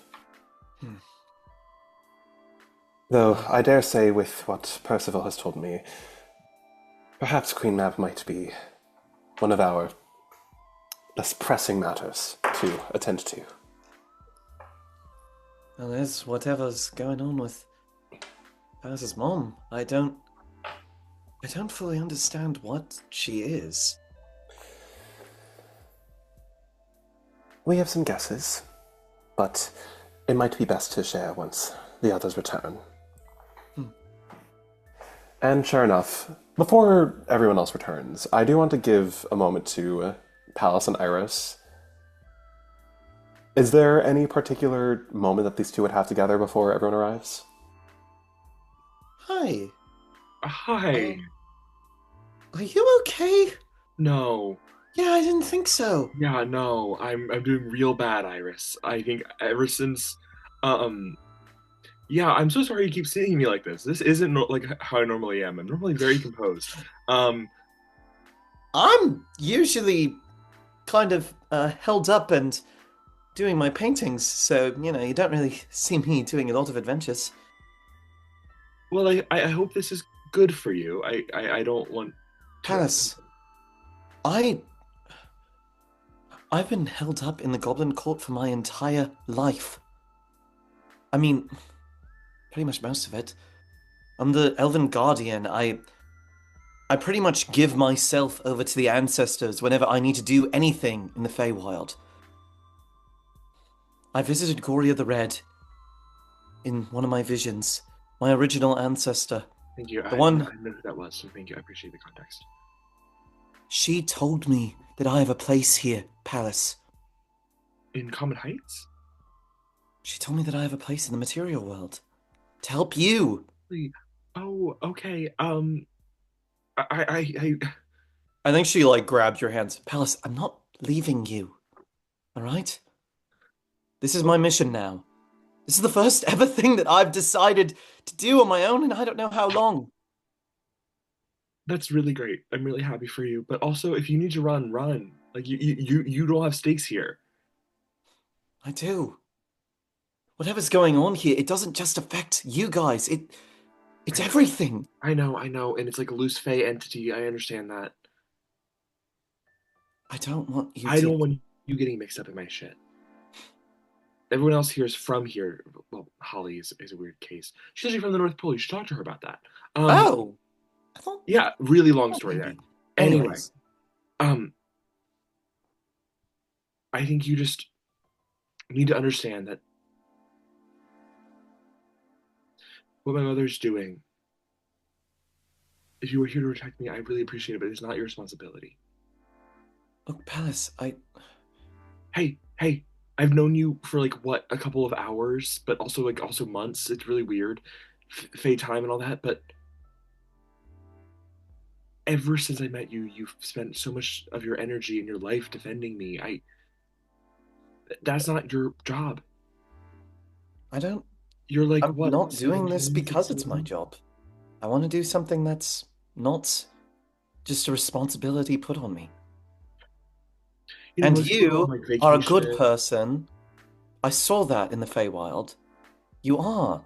You are! Stop doing Sure, the face! sure. I really appreciate that. Don't really get told that a lot, but I'm working on it. Just know there's always a option for you. Not for me. But I appreciate it. Okay. Listen, I'm here with you. And if there's something that you do want to talk about, then I also want to talk with you about it. Okay. I know that I'm mostly just like hit people hard, person. Yeah, but speaking of which, where's your axe? You have your axe I again? don't know! Uh-oh. That's kind of why I've been asking people if they knew anything about these guys, because I really need that. Oh, the axe is yours. So sorry. Let me retrieve that for you. As Falamir gets up in Don't touch that. Don't touch that. Falamir, enough of the Feywild. gets up in a rush and Explodes. Brought it with me. Yeah, no. yeah, you see, sure enough, holding it carefully by the hilt.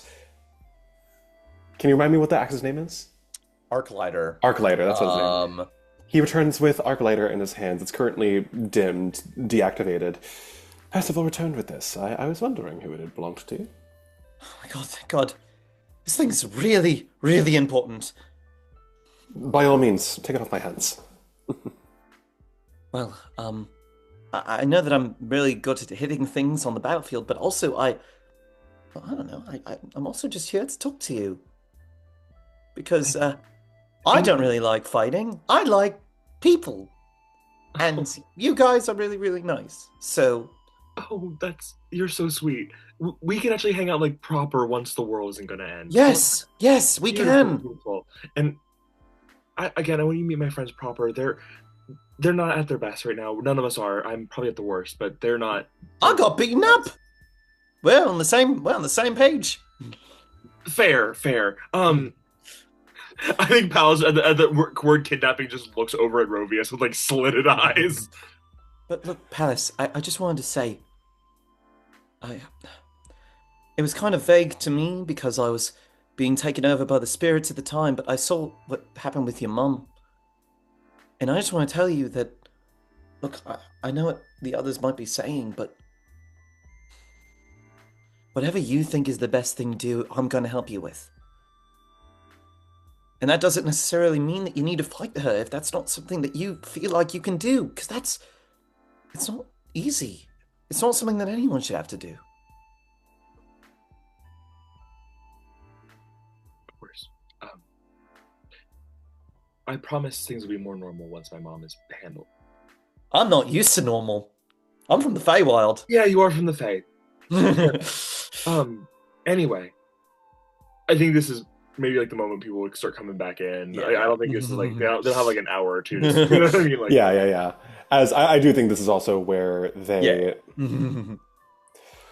Yeah, sure enough, you hear the echo of chatter voices from the distance. They're here. I think Pallas Ezra and like it starts like running out the cat cave. This is gonna try to help make sure people are okay. Yeah, as everyone else at this point is some walking, some hobbling, some limping, but all of you in one piece, one by one, entering the caverns. Yeah. Those unfamiliar, you see Iris now wields this massive great axe that has like a crystal hilt that shines like a rainbow in like all these different colors. Just casually swung over her back. Pallas is going to try to clock Syriie, see if there's anything going on here. Oh my God. How Syriie reacts to this. Pallas is... Maybe it's like a little bit of Pallas cannot help himself. He's like... Nice axe. That's awesome. Thanks! It's technically not mine, but it is also... It's weird. It's a sort of cultural thing. Ooh, I have a family axe too. You too? Yeah, it's just... Oh, that's so cool! Oh my god! I don't really use it, though. She like clinks her axe to yours. Ding. As Pallas, you see leaning up against the wall of the corridor, kind of like lingering in the back, Ezra. You see that his jersey is stained with blood, but he's looking solid, all things considered. He's looking better. As he just faintly like, hey. Normally, I'm the one who goes out in combat. You're supposed to be big and strong and stand, okay? Yeah, you know, when you're getting outnumbered 7-1, that's what's gonna happen to you. Please don't die. Please. I didn't plan on it, and you can thank Enix for making sure that didn't happen, but... Well, I mean, I'm not a cleric myself, so please let this be the last time this happens. I can't promise anything, but... Yeah, let's get you out of... I think Pallas is gonna, like, prestidigitate the blood off of him. Yeah, thank you for that. I was starting to get worried. Oh, yeah, bloodstains are horrible to get out in the wash. Just let magic handle it. I think Pallas will just kind of prestidigitate everyone, because I feel like we're all some shade of, like, battered, bloody... Syriie is just, like covered in blood. Pallas has to cast, like, 3 different prestidigitations to get Syriie clean. It's in the fur. It's a pain without I magic. couldn't find Queen. I couldn't find clean... Anyway. It looks like Fiona Van Cleve doesn't share their location with you in the Find My app. Everyone needs to turn their Syriie off. It's so clear. It's so crisp. It's so crisp. Your mic is so hot. Anyway. Yeah, no, Pallas, you see everyone, just about everyone is here, because the party is now joined by Pascal, Lav, Bianca, Ori, Noelle. Oh, the gang's all here. Yeah, everybody. And Bianca. Mm-hmm. This is the whole Pizza Time group chat minus Sagas, right? Pretty much. Sagas wasn't in the group chat, I don't think. Oh, right, because I hate Sagas. Anyway. You gotta say that out loud in front of him. Sagas? No, I thought Sagas is Sagas gonna stay back at the school. Yeah. And I have beef with Sagas, so I appreciate it. That beef is forever. Anyway, everyone, Professor Lair has warded this place for us. We should be safe here for the time being, but we need to talk next steps. Well, hold on. I do have sandwiches if anyone needs. They're really good. He's just gonna start throwing them to people. Like, miraculously, I do have enough. I thought I overprepared. It is strange seeing so many of my students in such intimate format, in such intimate fashion. I feel like I'm breaking a rule. I mean, we've broken a lot of rules. Don't be a lot of people's bones. Don't admit to too many things now. I'm still on the I'm payroll. just saying too much right now. Let's just like. Well, Pallas has a bite his tongue saying, "Well, the principal's dead." So I think Pallas like thinks it, and then is no. Well, I think my mom has been repelled and is looking for rooms, but she will not be that way for long. And she's going to be striking hot. where do you think she'd go, if not her house? City Hall? Her office is City Hall, I mean, but she could be anywhere. I mean, it's a small town, but there's plenty of places to hide. I mean, What are the chances she knows where the seal is? unlikely, but Well, couldn't she just read our minds? I we took would all know of if it she was there. probing deep enough to think about it. Not while y'all are here. You all hear Celeste coming up to the group of you. And for what it's worth, knowing what we know, she was willing to expend that much magical energy to kill that many people in the last hour. I know my mother. She knows when to retreat when necessary. It's not going to be forever, but I think for now, even if we weren't warded, she's probably focused more on herself, of course.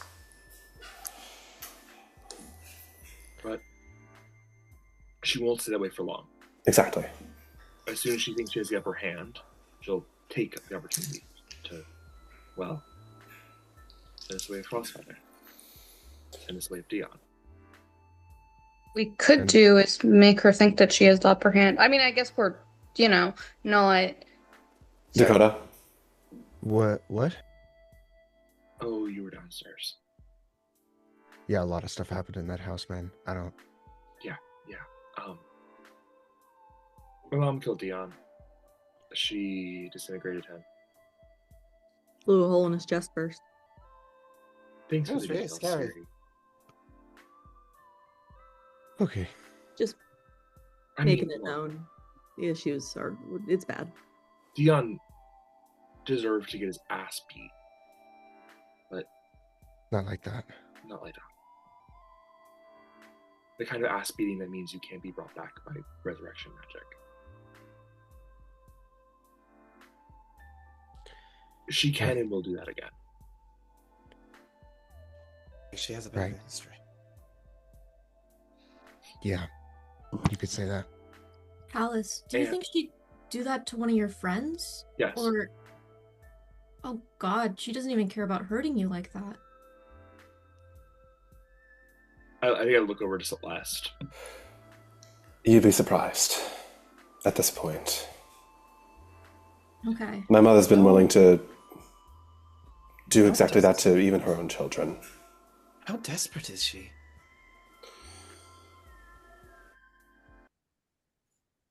Let me tell you So everything. she doesn't have full control over her own house. Let me tell you everything that I know.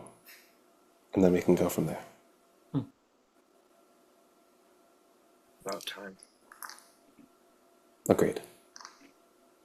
And you see that there's almost a little bit of resignation in her voice, in her eyes, Pallas, as she says this. Come, sit. Warm up while you can, and really have some sandwiches. I think we all need a bit of rabbit food. Wow, in front of Calvary is crazy. Calvary's not in the room. Calvary's busy mourning his best friend. One of his best friends. Real quick, Dakota, I'm going to give your dad a heads up that he may be in danger, or your family. Is that a smart idea? I think we should probably make sure that the ward is protected first and foremost. If you tell them that your mom is coming, they'll guard it with their lives. Is that? I don't know if you should tell them. I won't if you don't want me to, Dakota, but I have a sending spell. I could communicate if you need me to, but she will be going for that ward. She has to go for that ward. Send it. I think Pallas like puts a finger up to his lips and a little like periwinkle ball microphone appears. It's Pallas. My mother is plotting something wicked and you may be in danger. It's what you feared. And that's my 25 words. And that would be to a road. Road, yeah. I will say also a couple of things happen in this kind of breather moment. First of all, Percival returns.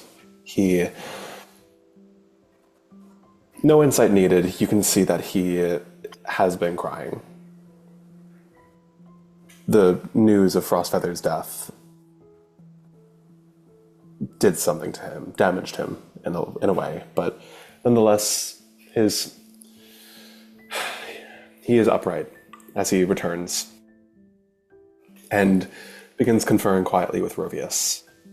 I will say anyone who's close by just hears, "She is coming, yes. I believe so. I hope so." I will also say, Enix, Roselle, and Holly, At different points, your phones begin to buzz. So my question is this: who would be fastest to pick up a call from their parents? I think maybe me. We'll do Roselle first, as you see your father is calling you. Okay. I like walk over to a corner or something that's like less people around, and I pick up.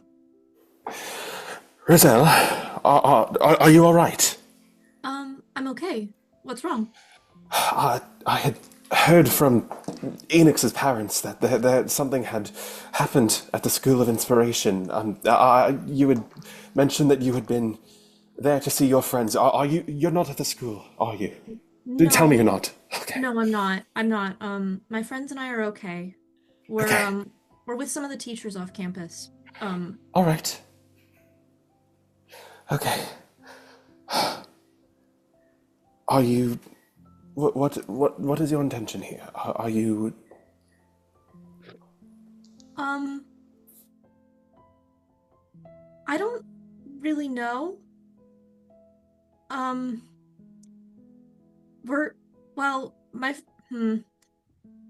want I to think try to help Pallas everybody else.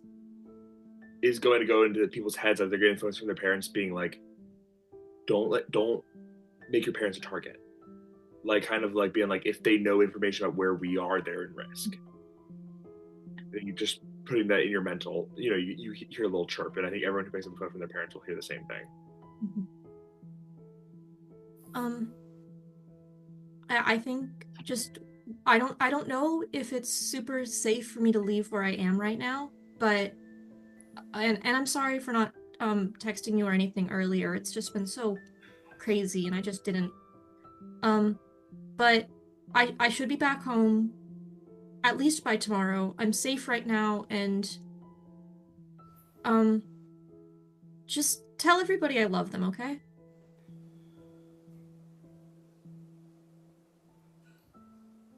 An agonizingly long silence on Alora's end of the call.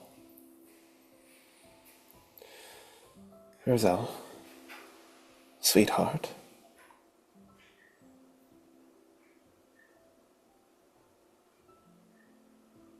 I know that we have not been a part of your world as of late. It has not been my place to intrude. I understand. Nor has it been your mother's.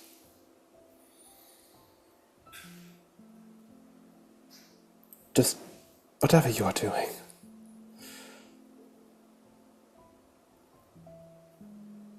Too many parents have lost their children in this town. I do not want to become one of them. I'm gonna do everything in my power to make sure I come home. I promise. And when I come home, we can have a conversation. And I'm sorry for having been so distant over the last few months. My friends have just been going through a lot, and I've been a little bit going through a lot, and this is just not something I should be doing over the phone, but I just... No. I'm scared, Dad. I'm sorry. Well, Roselle, I'm scared too. But I know my daughter. And I know that she is not only brave, she is dependable. Now, listen to me. Be careful. Remember to take care of yourself, take care of your friends. Okay. But for the love of all things shining, Roselle,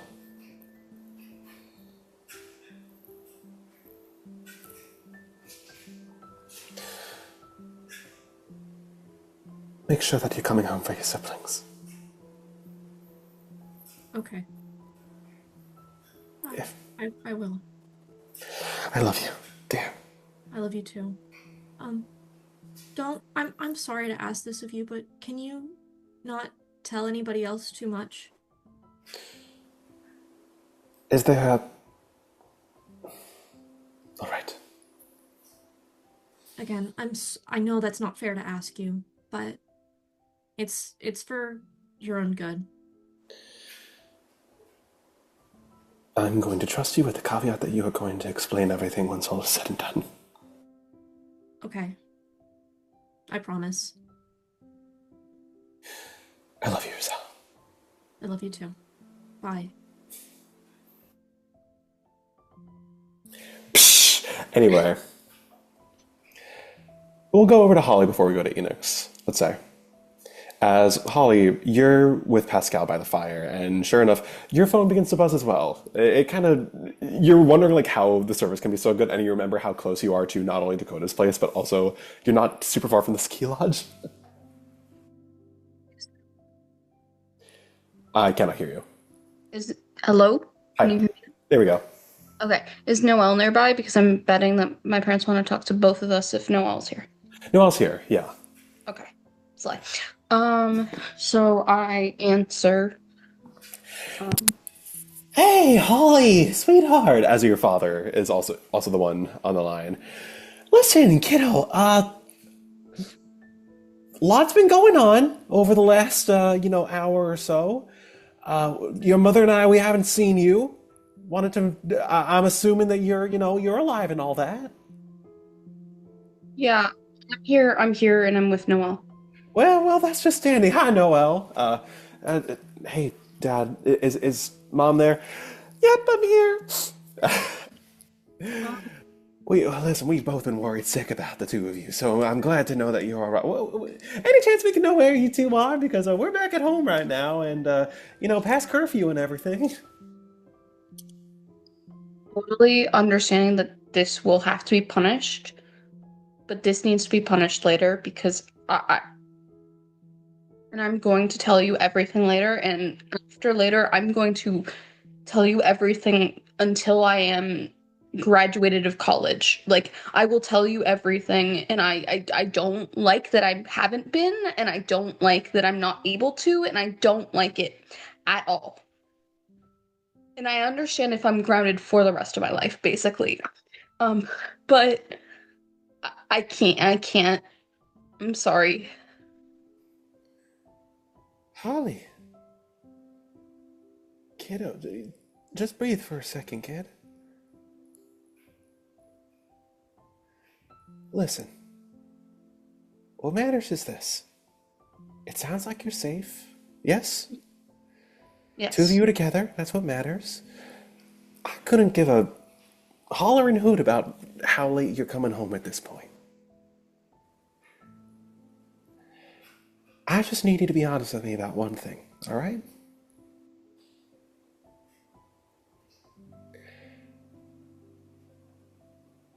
Kiddo, if you're under the influence right now, you can tell me. I just want to remind you. I just want to let you know. And Noelle just like... With you, the only thing that I am under the influence of is teenage rage. All right, I'm hoping that's not a euphemism for anything. No. Listen, I'm I'm glad you can be honest with us, kiddo. I just want to listen. I wasn't immune to the devil's lettuce either when I was your age, and you just hear your mom go, "Honey, I'm getting off topic. All right, look."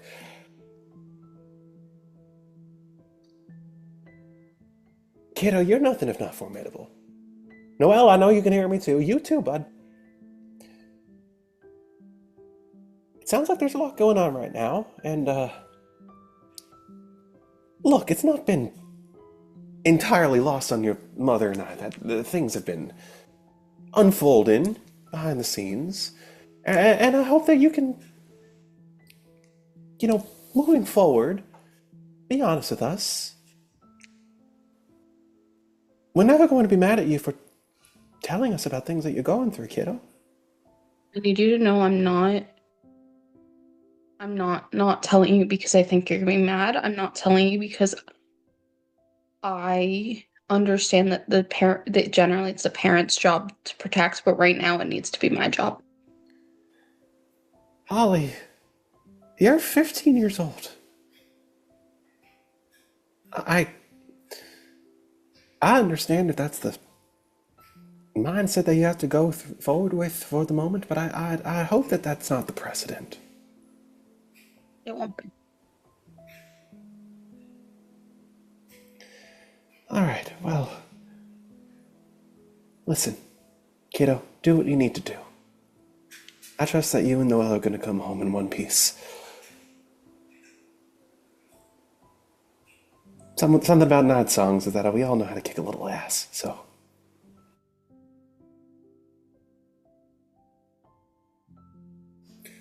So I believe we will. If not, I have a bunch of presents that are right around my workstation. Holly, don't get too far, all right? Okay. Don't talk like that. Okay. In this very sobering moment, you can hear in your father's voice, just go kick some ass out there, all right, kiddo? Hey, Noelle, I love you. And you turn and see Noelle's eyes are red. You too, Dad. And he hangs up. His eyes are mashing. He hangs up, and Noelle looks at you. And you see they break a little bit, and they just rush in to hug you real quick.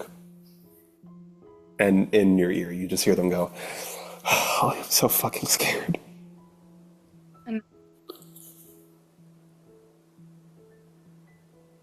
Schooler.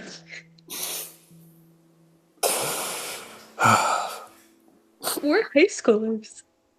Yeah. I think this kind of sobering moment between the two of you lasts for a bit, as Enix, eventually it's your turn. And you see that it's your mother, this time, Wendy, who is calling you. Okay, Enix picks up the phone.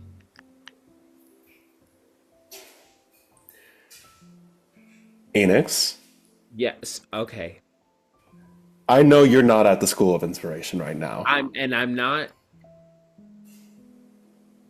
I'm not at the school.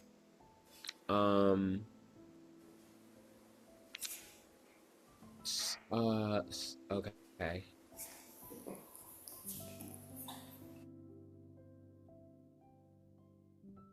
So, you know how my friend disappeared?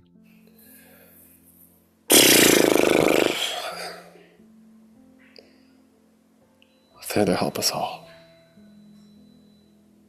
Yeah. Cut to the chase. Kiddo, what the hell's going on?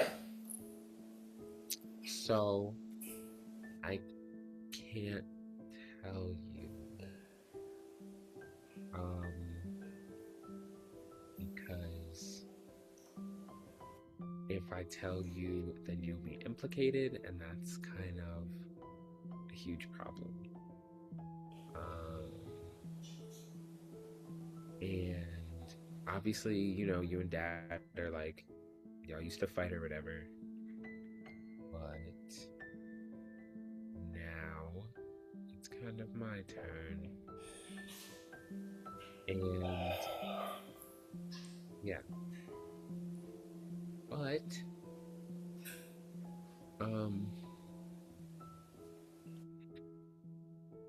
I'm not worried. And neither should you be. And because I'm here with all of these people, we're gonna make it work, we're gonna figure it out, and everything's gonna end great. And I will definitely be in trouble after this, I know that. But everything will be fine because it has to be.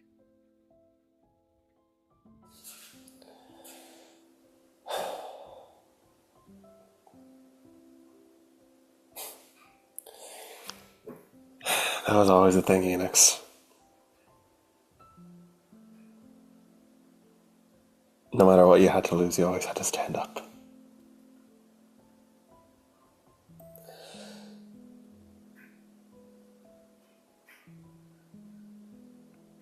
The apple doesn't fall far from the tree.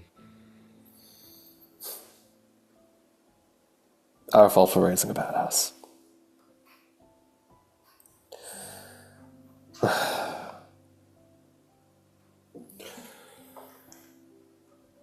It's quiet on the other end for a little bit. There's a clear, quiet struggle here before finally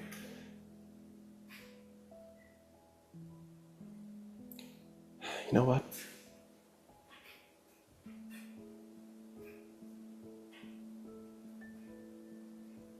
You've had to put a lot of blind trust in us even when you shouldn't have.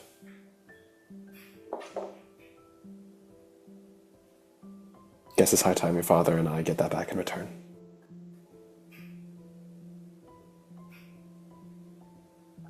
I think this is like the first time Enix is like this is definitely like the first time their parents have been like okay, we got you. Like not even just we got you, like they've always had their back, but they've always wanted to protect them in a sense. But it really is like the first time they're hearing that it's like, no, like we know it's gonna be hard, but you're gonna like, yeah, this is the first. I think Enix is like registering that, and it is like, well,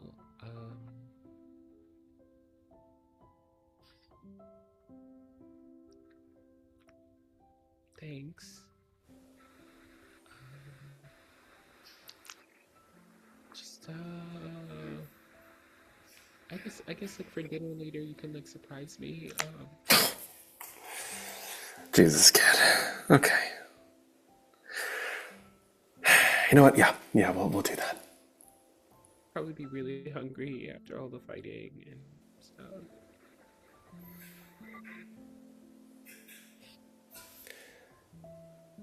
I love you. Honey.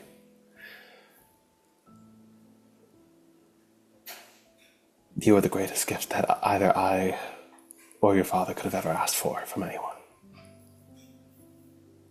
Don't forget that. I won't. And don't let anyone take that away either. They can't. Because you gave it to me.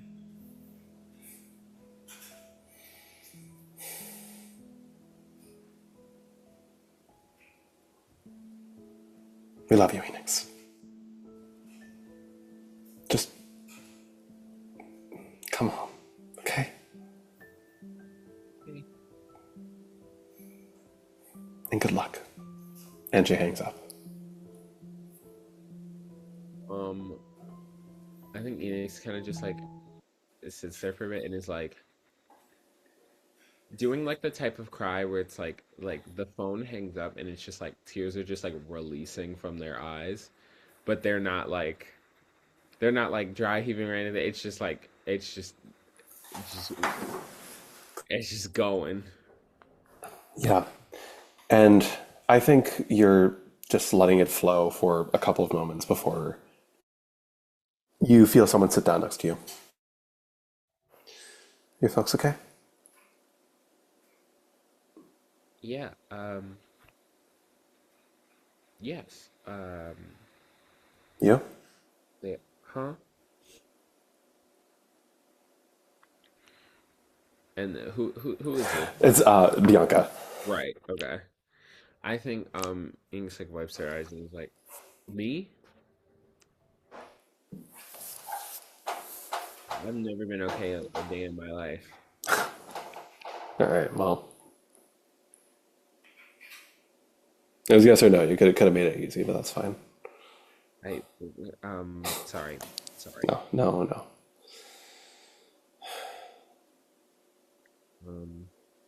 I get it. This is fogged. Right. Not anyone's fault, except for, The people's whose fault it is. Well, yes, but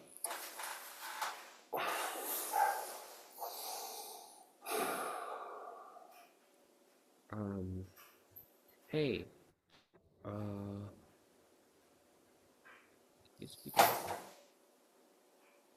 we in case we like don't ever like make it out of here or whatever, I kind of like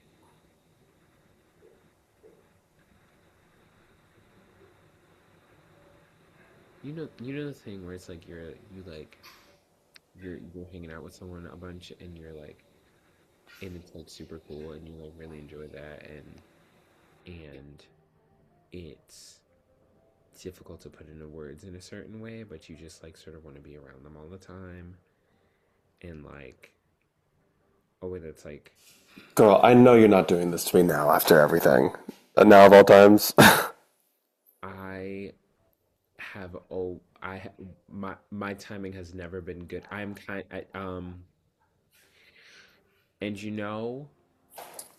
when I think someone else had something to say. I think I'm gonna She if you try to like stand up, she's gonna like grab you by the hand and just like pull you back down.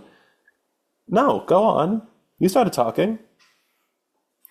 no, I was just saying there's like whatever that feeling is, that's something I might feel for you. I don't what? If you don't spit it out, I'm just gonna assume you're talking about Lav. Ooh, oh God. Uh, okay. Well, I I like you and I I wanted to say that before we go on this like sort of like death battle moment because life is short or whatever, and we both got connected by Asmodeus like somehow. He's kind of my uncle and he's kind of your patron at the same time, and that's how we found our connection to each other and stuff like that, and so we can relate in that way, and then we became really close friends, and that was really cool. And then we tried to go on a few dates, but it was kind of weird, but then kind of not. I don't know if they were dates officially, maybe they were just friend hangouts, I don't know.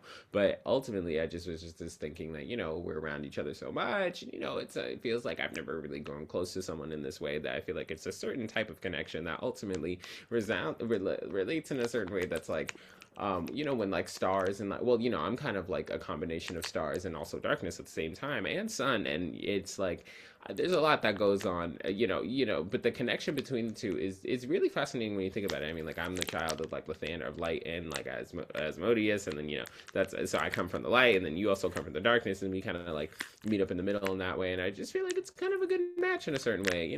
Have you ever thought about it that way? I don't know what I'm saying. Anyways, I just like you. I guess I think I don't know. Yes, I do. No, I know that I like you. Yes, that's what I mean.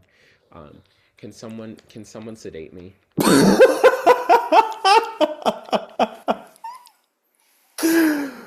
As Bianca has been biting her tongue this entire time. I think at this point, several people in the party have probably heard Enix and are now actively like... Never seen Enix like this ever a day in your fucking life. Are you done? I want to be so badly. Great. My turn. It has been really fucking weird trying to measure thoughts and feelings and all the Asmodeus Lathander bullshit. Look, it was...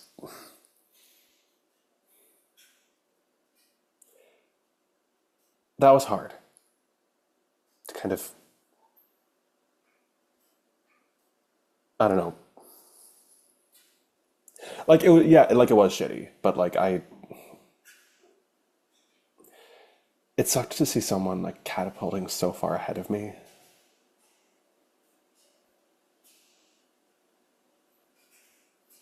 What do you mean?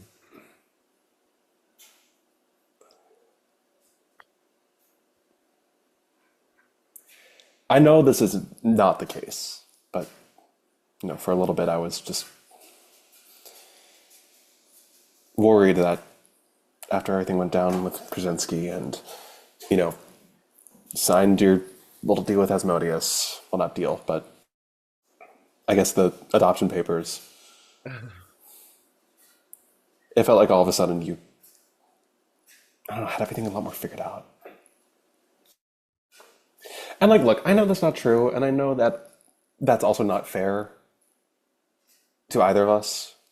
Like, that's a lot of pressure, and, you know,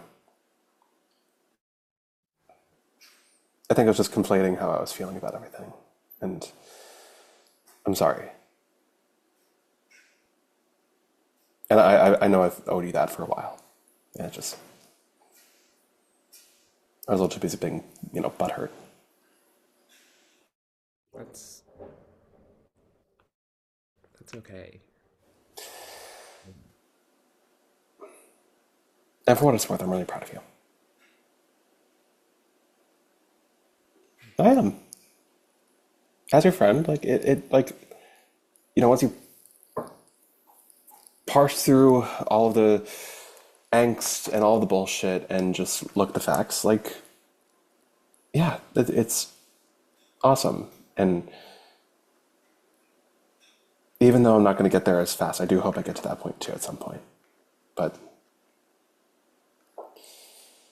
I mean, fuck, I've been getting caught up in all the comparison and looking at myself feeling like I was going to be forever trapped, and looking at you thinking that you had been getting it easy, which, like, no, of course you weren't. And I was just entangled up, and all my feelings were just cobwebbing all over the place. And at a certain point, I just had to, like, sit down and be like, fuck, they're my, you know, I like this person. I care about them. I know I want the best for them. Why am I pretending like I don't?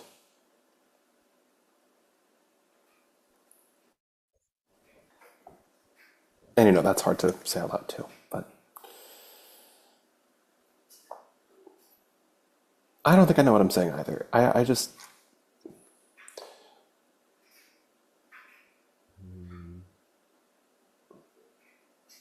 Look, I like you too. Right. Can we be so clear about that? Right. You are like one of the brightest, funniest people I've ever met in my life, and you have changed me in ways that I know are going to make me better in every fashion possible, no matter how long I know you for the rest of my life. I'm sorry that shit's been going down. I would have liked to be able to deal with this with a lot less our friends going missing and or being discovered to be murdered. Yeah. So here's what's going to happen. Walk with me here. Right. We're going to go save the world. Right.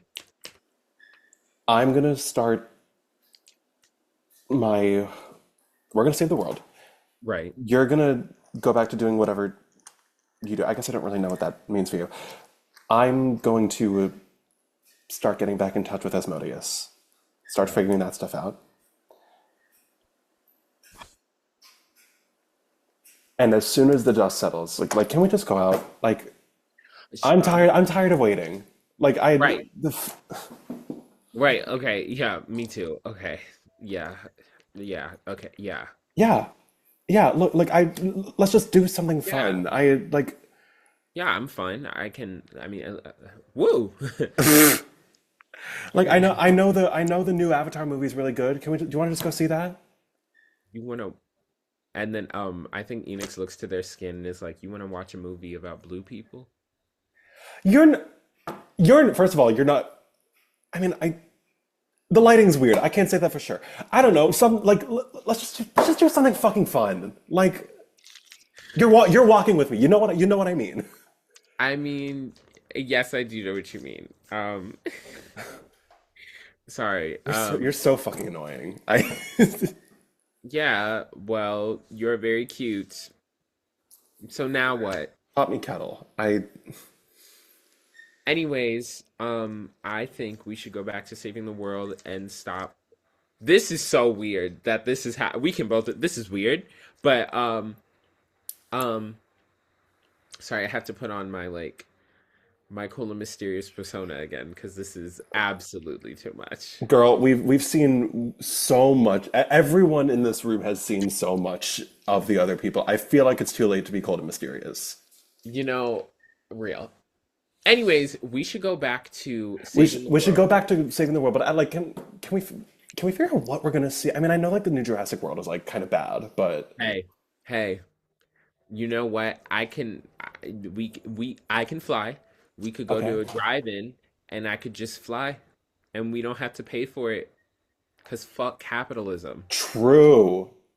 That that'd be that'd be great. Just let's just once we can, I'd like to just let go of everything and just do it. I think Enix gives Bianca a hug. Catches And her it's by like, but surprise. it's not a inherently romantic hug. It's a friendship hug, but like a really deep like friendship hug. It It's catches her not by surprise, but eventually she does Yeah. reciprocate. It's not it's like a it's okay, like we got each other type of hug. It's not like a I love it. No, it's not that.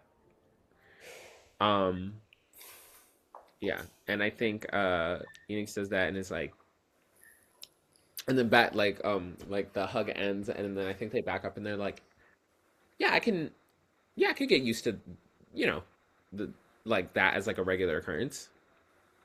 Yeah. I think so. Okay. We probably should focus on saving the world, huh? Yeah, let's go save the world. Yeah. But she looks back up at you, kind of out of the corner of her eye, and just smiles. Nudges against you a little bit. I think Enix has like purplish, like bluish skin and then like blush, like a darker blush like appears in there like Too late to be cold and mysterious. I know how much of a loser you are. It's okay. I still gotta do it sometimes. Yeah, it's okay. Pat pat. Sympathetic shoulder pat. And before we move forward, we're going to take a 5. Let's be back at 9:41. Yay! 3, 2, 1. Ah! It's Oh, hand. It's hand is yeah. wait, I just did that. I just turned that on and it won't. Guys, I really It's like how dumb very. Tommy looks. Stop. It's like so finicky. Anyway, I think. Yeah, let's do this. This is crazy.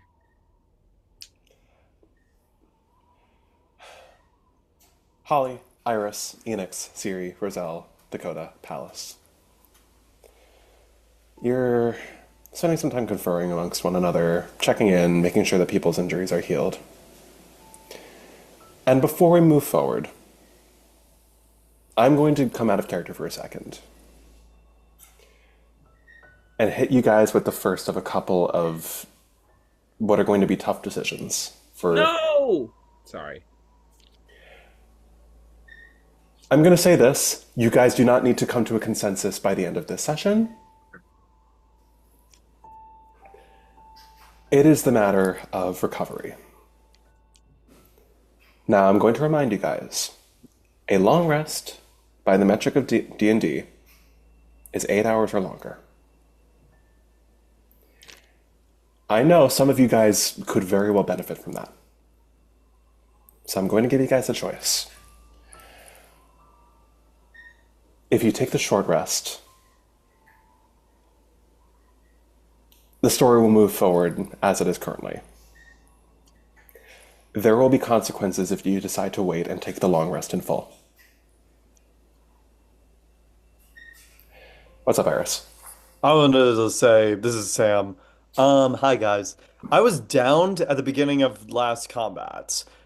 However, the only thing that I would really get back from like a long rest would be extra uses of like Fey Gift. Um, because I have I have enough rages left for like the rest of combat. I'm not really that worried about that. I think we should leave the necessity of it all down to, frankly, the spellcasters. Yeah. Pretty much. I I'm just was saying gonna- on my I'm saying for me personally, a short rest would be very helpful because that way I could just spend a bunch of hit dice and then get back up to high level. No matter I what will the short say, rest will be I'm taken. I'm at 2 key points. So you can short rest and then get those back. Can I? Yeah, they get back on a short rest. Oh, then ignore me. I'm fine. What I'm just gonna say is that I only have 2 more counter spells in me, and we're going against a sorcerer. But she is also beat down. Why am I? Excuse me. Okay, there we go. Yeah, That is she true. She gets She's- whatever we get. She is So- also beat down. Yeah, she'll get whatever we I had a get. thought earlier as Pallas, but now I'm realizing she can also do it. Remember during my solo session when I was able to absorb the shards and get spell slots? I think that's So we've I been think hoarding that's all the what shards. I think that's what like where she's going. I think she's Yeah. going to talk with Mr. Neverward, get Right. their She's gonna stash. recharge. Yeah. Or supercharge. So- Yeah, that would make probably, sense. with the shards. So I don't think it's a matter of What- she's also going to be low on spell slots. I think no matter what scenario we're countering her in, she's going to have more than enough. What if we charged up with some shards? I was gonna say we Only I could could do potentially it. try to. I think Well- only I could do it. Yeah. Which It would be just Pallas. Yeah. Or in Holly. Holly, maybe potentially. I don't know how that works. last time I tried to touch it, I got blown back. You're I was not gonna a tech. say, I feel like it would be mostly you, Pallas, Right. because you are Apex and you can like, yeah. Right, understood. Mhm. Like we can't hear Will you. say. Oh. Shit. Now I Okay. can hear you. You're back now. You're good. Okay, anytime I curse, I'm back. That's great. So, basically, the one thing I will say is if we don't do a long rest, then that means that we won't have any way to change our spell slots, and we currently don't have Revivify. Also, a really True. solid point. Thank you, Dogger. So Okay. if we die, we die. Which Well, if we get disintegrated, there's no Revivify.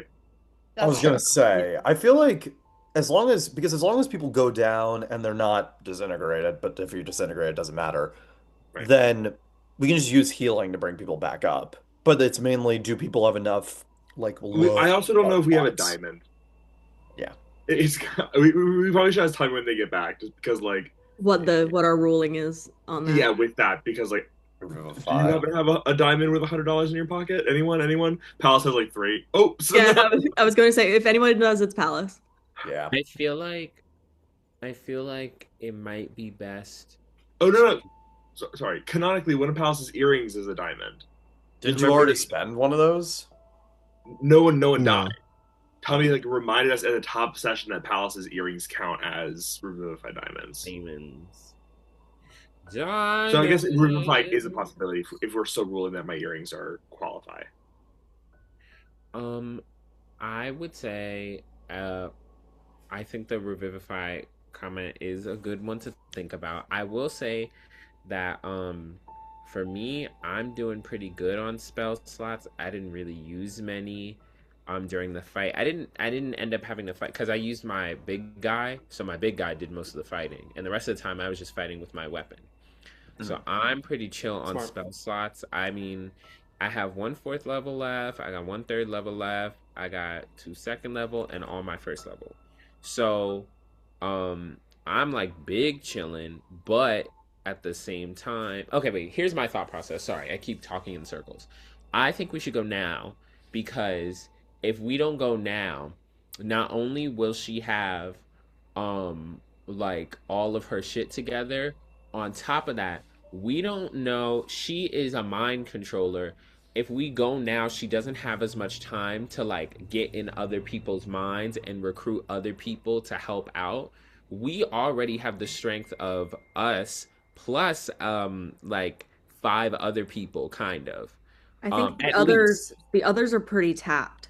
Yeah. Ours was bleeding out. Well, yeah, I'm not Yeah. saying Ezra. I'm saying we got Rovius, we got your The adults. sister, we have your other mom, we have Celine is not gonna fight. I really need you to know. Oh, okay, I okay. think she's We have your on the top sister. block, and I think she has 4 hit Sister points. seems But yeah, like a your fighter. sister, Rovius, we have Bianca, I think is still like pretty up. Ori seems to be pretty up as She's a well. warlock. She has 2 spell slots. Well, she gets them probably back used on them. the short rest. But that still, we're that's doing. what I mean. Yeah. I'm saying if we wait, then your mom is gonna have the option to mind control a bunch of people, and we gotta try and figure out how to deal with that. And it might not be a bunch of people. It might just be one real strong person who might really fuck us up. I agree. Tommy. I'm going to ask that the conversation ends here. Oh. Again, this is a decision that I'm going to ask you to have solidified by the start of next session. Because I think that there is, frankly, if y'all want to like talk it out in the chat, like from this moment on. I don't have a phone. Sam, you know what I mean. I'm going to leave you guys to it because I feel like I presented you a question that I feel like it is a lot to ask you guys to come to a confident decision on right now. So, in the name of moving forward, we are going to say with me now, move forward, because I've got some stuff for you guys.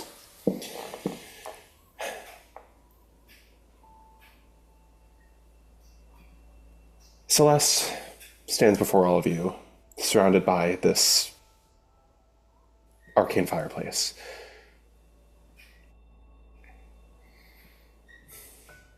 I think the first thing I owe you all is an apology. Some of you, more sincere, more long-awaited ones than others. But there's a lot that you need to know. And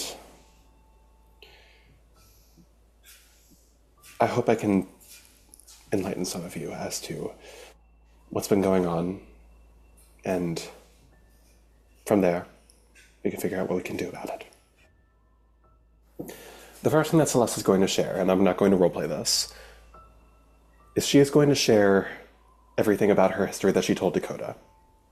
As a quick little recap, Celeste was from birth groomed to be the first Apex, the same way that Pallas was, only, much longer ago. And at the age of 13, Pandora made the decision to tell Celeste what she really was and what she was meant to do. And Celeste felt the immense pressure and anxiety of essentially being a cocoon for this incredibly powerful magical entity. And in an attempt to run away, she found herself at the peak of the Olympus Mountains, and something happened with the Aurora shards that allowed her, or perhaps forced her, to eject the touch of Astrophel from her body, expelling it from her and leaving her in the state that she is today as a fallen aasimar. Pandora quickly found out and banished her to the Feywild under the guise of her having been found dead in the snow at the peak of the mountains, where she was able to fend for herself for some time until she was found, taken in by another family who essentially raised her and helped her recover. It was not until she met Rovius that she had any kind of connection back to the material plane, however, as Rovius had his own mission that he needed to go on. Upon return to the material plane at the age of 31, Celeste discovered that her mother had another child, Pallas, who was not only much older, a couple of years older than she was when she first found out, but seemed a lot more poised to adopt the position of Apex. And Celeste, as a firm reminder, kind of one of the bigger takeaways from that moment, Celeste believed that Pallas had also been told this by Pandora, that he was the Apex at a much younger age. And seeing the confidence and seeing the way he carried himself, she was under the impression that he knew this of himself and had embraced it. Hence why she sought to find a way to disturb the prophecy or otherwise remove Pallas from power entirely in a manner that did not involve killing him. It was why she had initially recruited folks, like some of Pallas's classmates, to kind of indirectly influence the election and like prevent him from, the rise to power. And from there, why she resorted to banishment. Find ways to ensure that Pallas could not be there for the moment of his coming of age. And it was not until Pallas first reached out to Dakota, what the hell, to Celeste after he returned from the Feywild that her confidence in her theory was shaken. I was wrong. And now someone else has died. And I'm going to live with that for the rest of my life.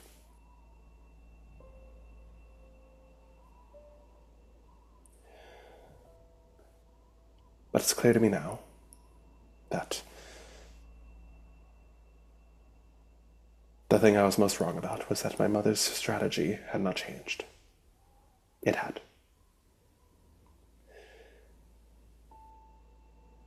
And clearly, to a point, it worked.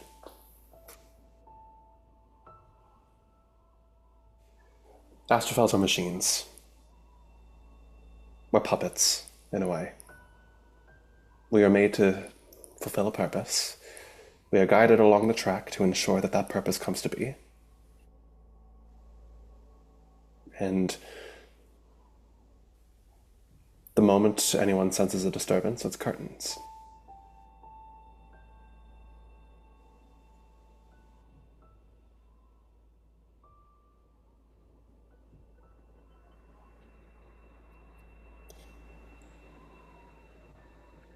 I know it wasn't fair. I know it wasn't right. And I'm sorry to all of you. Because every single one of you have been pulled far deeper into this than you should have. Any of you. Even you, Pallas.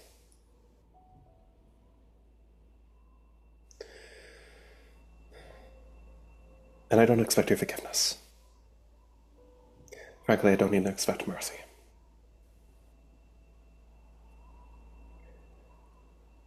But what I do ask is that you listen very carefully to what Rovius and I have to say from here. Because this is the part of the conversation in which we talk about what we're going to do.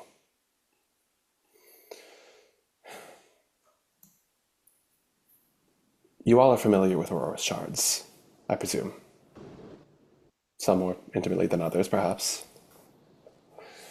Yes, well.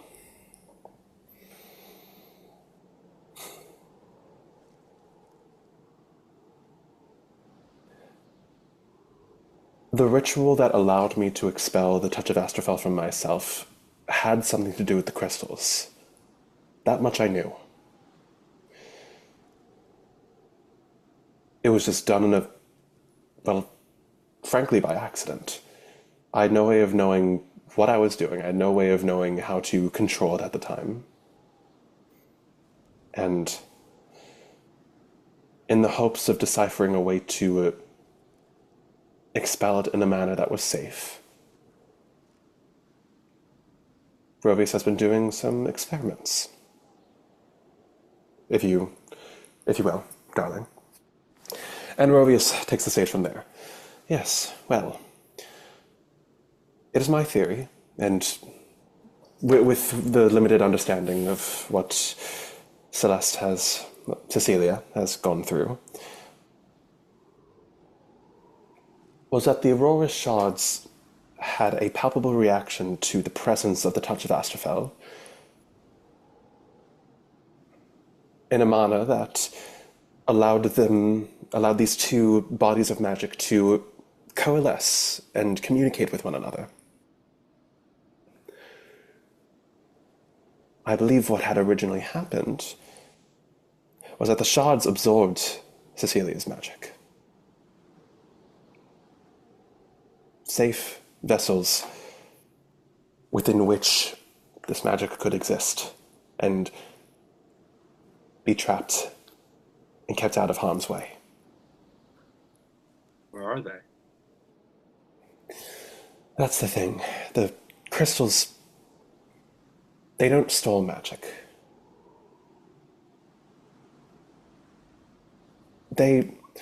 I still have yet to entirely understand the exact magic or science or however you want to quantify it.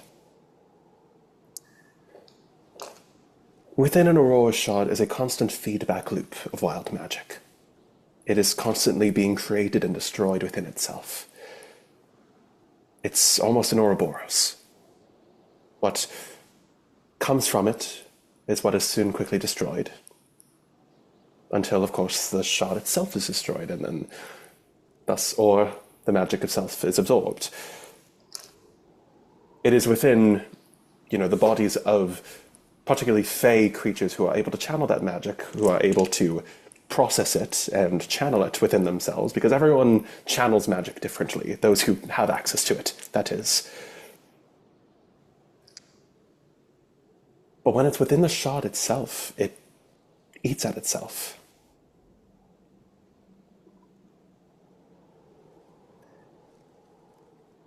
They're little firecrackers, essentially.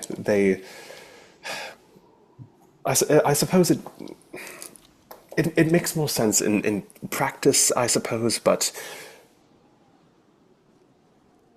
essentially the matter of magic is simultaneously being created and destroyed because it's pure magic. Without a proper vessel, it doesn't know what to do with itself, and it can't simply be. Magic is not stagnant in that manner. Magic is a hungry thing, and with nothing else to feed on, it sustains itself off of itself. Cecilia's magic is gone. Trapped in such a manner where it could only eat away at itself. It was essentially shaped down to nothing. Now, of course, from my understanding, it was not just one shard. It seemed like there was perhaps quite a few involved in the process. After all, they can only hold so much. But it had struck my curiosity in regards to if there were possibly a way to safely siphon away the parts of your magic that you do not wish to retain, the Astrophelian touch, without stripping you of your ability to use magic entirely. After all, what had happened with Cecilia, it was a mistake, but it was also careless and rushed. Obviously, clearly that is something that could be repeated, but it would come at the possibility of a great detriment. If we are slower, if we are more careful, and if we're more precise, I believe that we would be able to... It would be the equivalent of performing some kind of incision upon the very being of your magic, Pallas. I'm familiar with this world's medical terms to a certain degree. It's like cutting a cancer out. You don't get rid of the magic entirely. You simply find the part that is malignant, the part of it that is going to cause further harm, and where there's a will to remove it as safely and as effectively as possible, there's a way.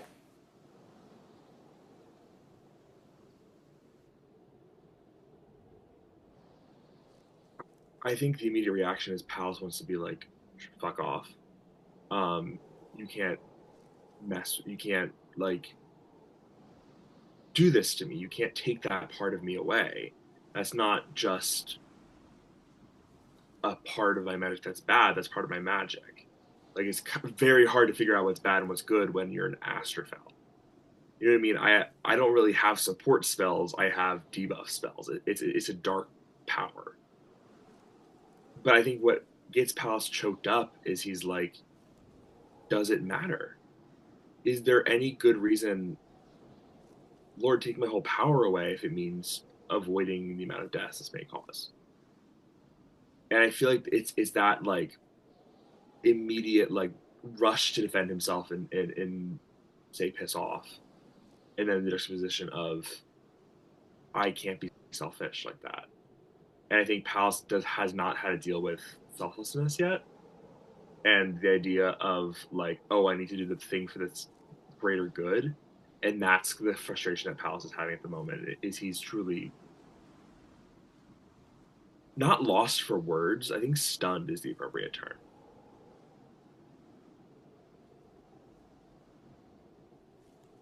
I think Pallas kind of shrinks after that.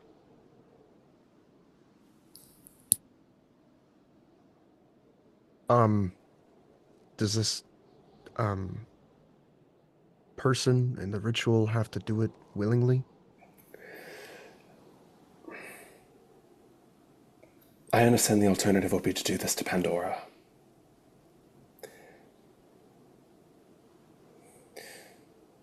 From what you said, darling, and Celeste simply nods, I felt like it was calling to me.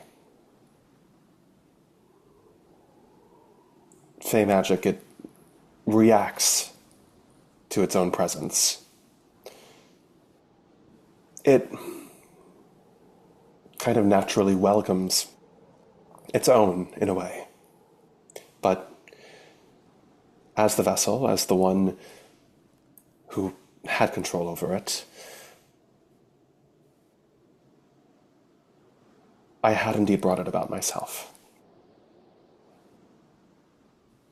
Maybe without entirely knowing. It's a very long time ago, and I was very young.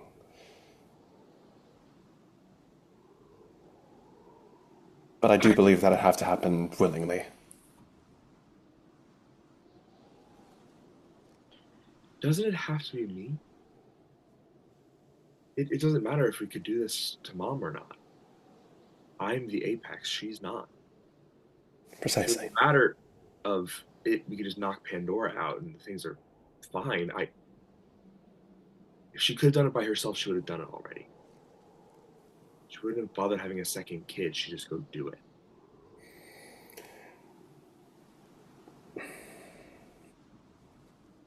How do you do it?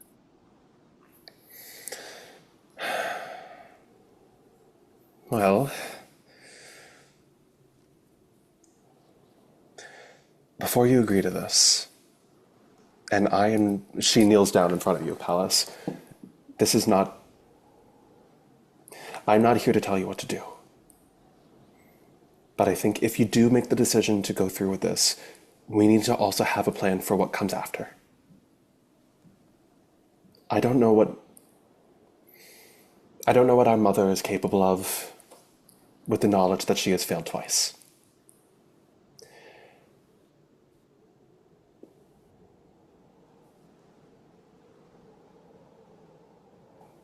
If I don't have the power, she can't have the power. And I understand that part. It's not about that.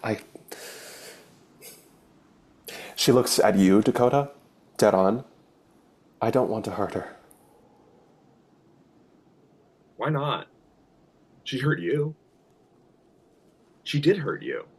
She sent you to a hostile fucking plane of existence. I look over at Rovius when I say that. She raised me to be a weapon.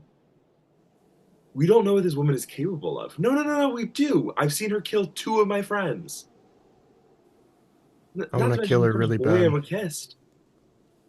I want to kill her really bad. But And honestly, I don't blame you. I want to kill her really bad. But I don't think that's enough anymore. Because the problem isn't her at the end of the day. She's played her game. She's put her pieces in motion. It's me. I've always been the plan. So if I'm no longer a viable answer, then let's do this. Is it possible that we do both? Not the ritual. If we're able to cut out the cancer, so to speak, in Pallas. And also just fully take her magic. All of it. So she can't hurt anyone anymore. We're not killing her.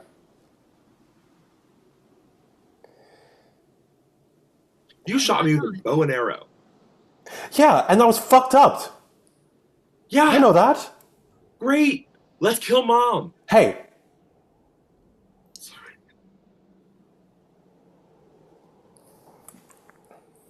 Pallas, I Alice, know. I'm not going to tell you how to feel about this. You haven't had as much time to dwell on. You haven't. No, you haven't. That's not an insult. It is a fact. I've been stewing on this for 2 decades. And you know what? I don't forgive her. And I never will. And I know for a fact that whatever I'm going to do, I'm going to make sure that she can never hurt anyone the way she did me, or you, or any of these people in the room, or any of your friends. But that's still my mom.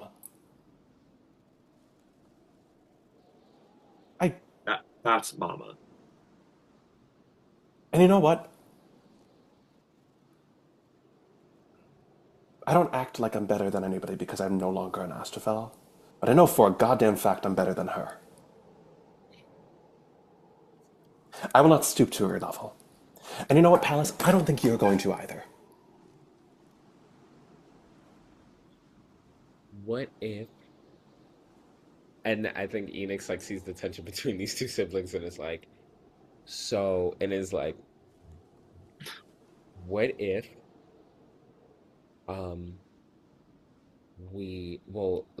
let's really think about our options here.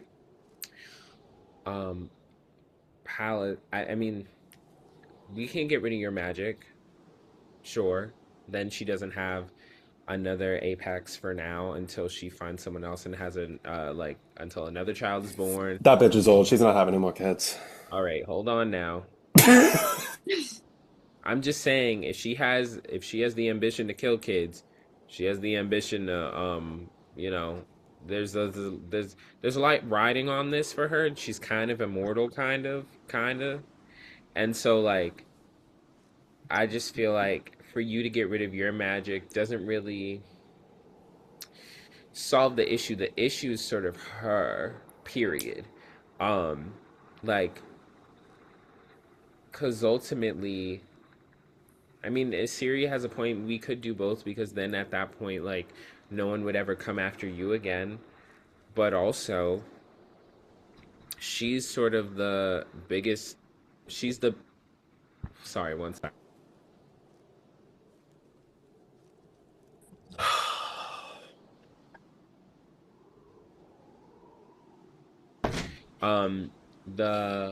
But ultimately, she's sort of the biggest problem because she's the only one that really wants this. Everyone's kind of acting on her accord. So maybe we don't have to kill her, but maybe we lock her up. I think we should kill her, but if we're appeasing each other, I feel like let's find a compromise of let's lock her up. Let's put her in one of those little things that they had Santa Claus in. Lock her, put her in the what's it called? The bag of holding. Put her in the bag of holding. Have her. All right. That's okay. Look, listen.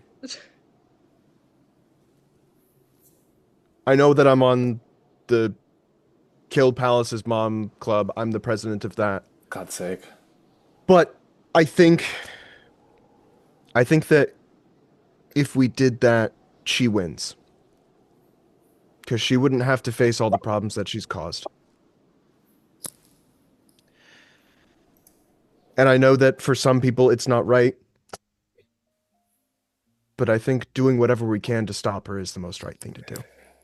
And if we can do that without killing her, then maybe she can actually feel the pain. That's what I'm getting at. That's what I'm getting at. We don't know what Mom's going to do once she finds out that she's failed. But I know my mother. I know what happens when she doesn't get what she wants. And it is going to be... She is going to bring hell upon us. But that is the moment of vulnerability we need.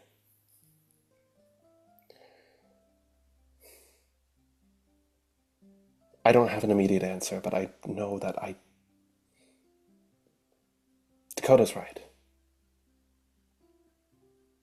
We can't just give her the easy way out. Setting aside all sentimentality, setting aside, it's complicated.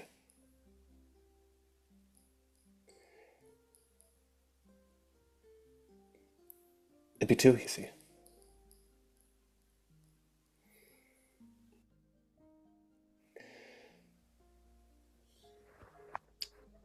Holly? I need you to understand that I am new here. I barely go to this school. But Oh, sweetie, you're in deep now. You're a member of this. no, I know, but I have a lot less experience with your mother than you guys do, is what I'm trying to say. Does she have the capacity to understand her mistakes even if we confront it with her? Because like this whole thing is like that she would be seeing the mistakes that she's made. Does she have the actual capacity to internalize it? She doesn't need to feel remorse in any meaningful way. She just needs to face justice for what she's done. Okay. That's fair. Iris? It's all well and good if we want to make sure that she doesn't die. I really don't like killing people's moms. That sounds horrifying. That being said, Iris, I know we haven't talked very much, but this is like contextually very bad, Mom. Like, oh, I know. I saw her disintegrate someone. A kid. Also, her son's first kiss. Crazy. How fucked that is. Anyway. But also, she's a powerful sorceress. It doesn't matter if we capture her, if she just gets out. We need to do something to make sure that she can't hurt anyone else. And also, dare I say it, if it's between any of you getting disintegrated, turned into literal dust, or cut to the chase and kill her before we spend more time and more effort trying to capture her. Frankly, hitting a vital spot is easier. And you guys have all spent so much protecting me. I've seen you bleed. I've seen you all bleed over things that my family has caused.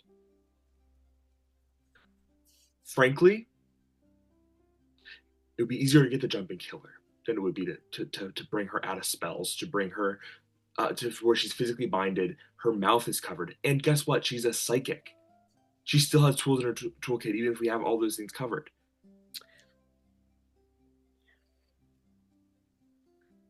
I think that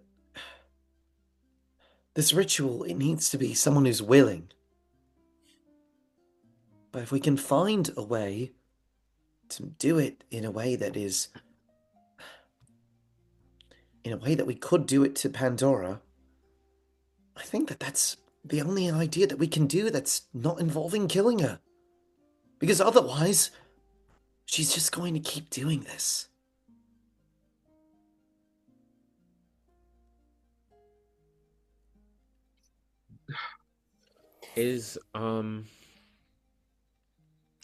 I think, who else is in the room while we're talking about this? Everyone that you guys have brought back from the school. So Ezra, Pascal, Bianca, Lav, Ori, Noel. I'm blanking on someone. No, it's okay. I got you. I know. I said Ezra first. Okay, I just want to make sure this is a conversation out in front of everyone. And Rovius Lalaire, Calvert. Yeah. Yes. I think that this feels kind of crazy, but also, hey. I think Enix sort of like looks at like the two siblings and then also looks at Celine? Is that her name? The mom? The other mom? Celine is the only one who is not present currently.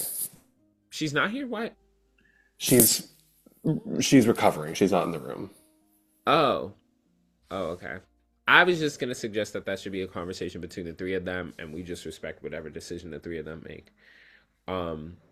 Actually, no. I think Enix is still gonna say that. I think Enix is gonna be like, "Hey, honestly, guys, we all feel a very like deeply about what should or shouldn't happen.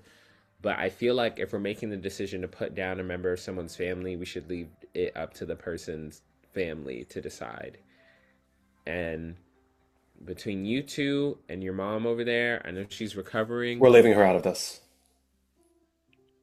But your mom didn't, and she's in it, so yeah, she was also mind controlled by our mother for a large portion of her life. Let's be very clear about something. And you hear Celeste's voice grow quieter.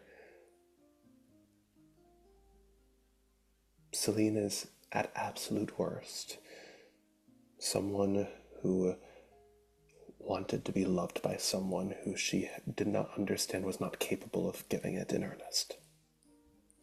At best, she is just as much a victim as both Pallas and myself.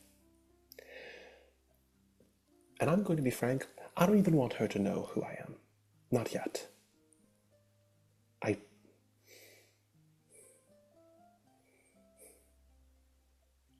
It feels like it'd be too much for her. Now, the time will come eventually. But does anyone have like an actual solution with how you even restrain Mother? Well, meaningful in a way she couldn't escape. Well, I mean, my family's been known for maintaining and restricting several magical creatures, actually. I'm sure we could make something. Sam? I have a question for Tommy. Hi. Because Iris knows about the embodiments. Would Iris know how the Feywild contains embodiments? Or how they have dealt with them? Give me a history check real quick. Might not be very good, because Iris is not super intelligent. That's okay. Help! She's smart in her own way. She is. 3. Oh no. Fuck if you know. That's too bad.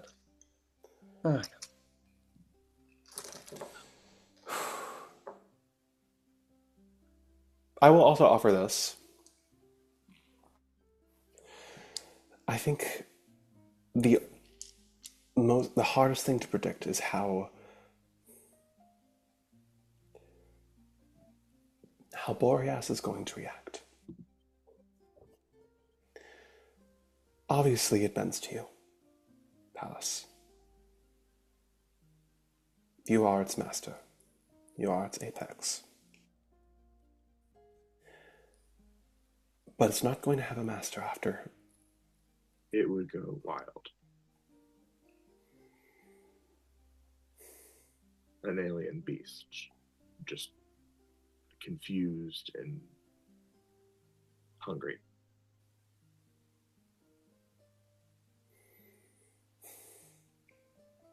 And if I just cut my connection with it and we just kill Mother, we still have a raging beast beneath the mountain. That'll permanently... I look at Dakota, I don't finish the thought, but it's there. Not in the open, but that's not my thing to advocate for. What were you saying about seals, Dakota? My family's been restraining the Boreas for generations. Deep in the mountain, they have a seal, a great seal. And it's been keeping Boreas at bay this whole time, but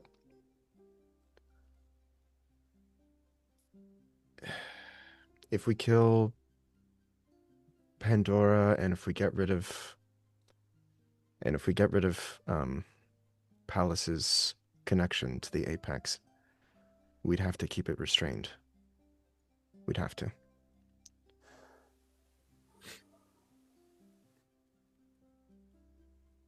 in the town, regardless, is built on unsolid foundation.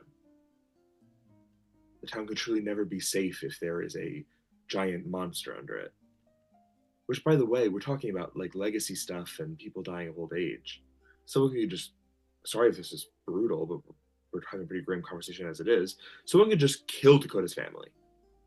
Mom could just kill Dakota's family and have this beast open. They're the last three. Sorry if that's a secret I shouldn't have said. It's fine. It's fine. It's the thing we need to handle is Mother, partially, but in addition, Boreas.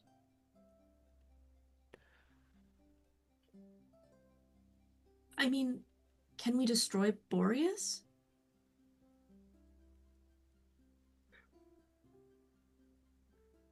I feel like it barely had a corporeal form when we saw it, right? Fragments, remnants of its presence outside of its containment, but in there, maybe it's something more. Can I look at like the adults in the room who seemingly know a lot more about this thing than we do, and see if they're even like Calvary, Rovius? With all due respect, I am limiting how much I am trying to like affect your guys' decision. But like, would they have an idea of how to kill this thing? Because I'm coming up blank. I mean, the ritual says that Fey magic works on itself. Maybe the shards and Boreas might, like, cancel each other out? I think Carnation might have something to do with this too. I was gonna... Yeah. Is that what your cat's name is? Oh, Yes. we didn't tell him. So I think we just we'll catch Yep. Iris Carnation, Notos, Boreas relationship. Holy shit! Anyway. Stupid thought here. Stupid thought. Just double checking. Your mom doesn't have like some secret like plastic form, so I can't like if I put her in the bag of holding, like she can't be like Buddy's new neighbor or something like that. I think we should look at Carnation. Yeah. I guess I'm gonna like inside of my head ask like, do you know anything about this? This is really important.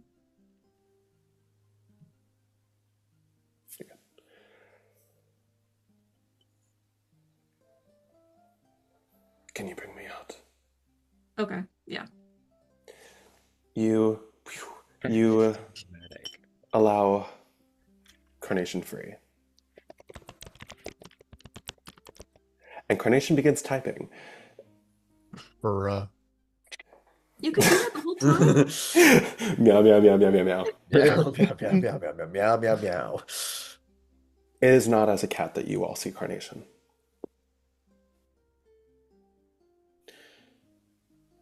In a form that only Roselle to this point has seen, the spirit that emerges is not the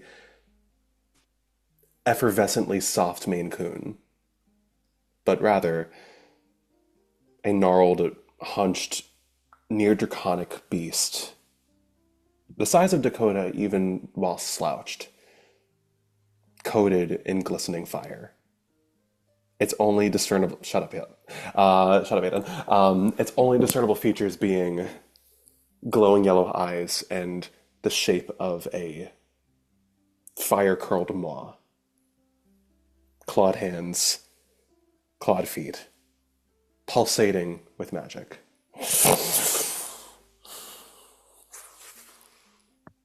You all see Carnation in their true form for the first time.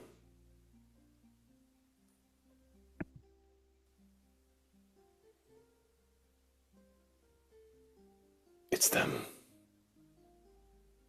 Boreas. I have a question. Because I feel like Notos has had the ability to kind of sniff out Boreas and like had this like a connection with Pallas through Pallas. Now that I'm seeing Notos in his true form, do I get that? Like, do I feel kind I of think- Boreas responding? You know what I mean? Like, Do you feel Boreas within you?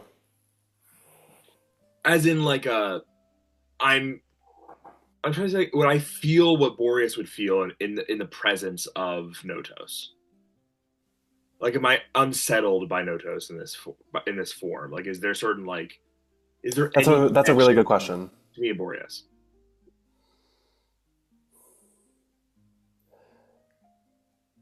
You stare Notos down. This is no longer Carnation. This is a creature who is in many ways foreign to you, in many ways alien.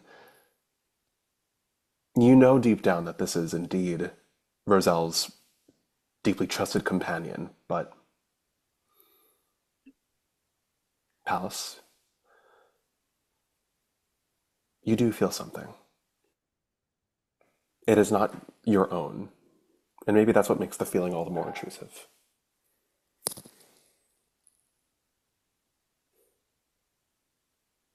Is it resentment?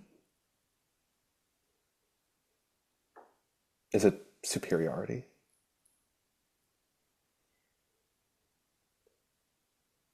There's a sense of you're looking at this creature, and though they outmatch you in size, they're taller, bigger, far more frightening in appearance. You almost feel yourself looking down at them. This pathetic thing, this weak thing. It who chose to submit rather than thrive. It that resigned itself to captivity instead of guaranteeing itself as true of a life as it deserved. Give me an insight check with advantage.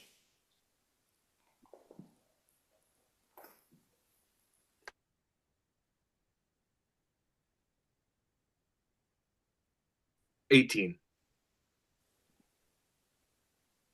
Something else emerges, buried under all of that. You think that the feeling of Boreas almost scoffing at seeing Notos like this weak, pathetic thing reduced to consorting with the likes of mortals, finding comfort in the whims of children. There's a glimmer of deep mourning.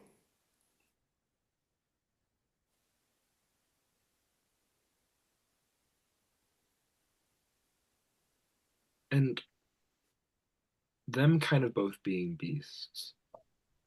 Now understanding their relationship with like, oh, I'm your superior, but I still mourn you.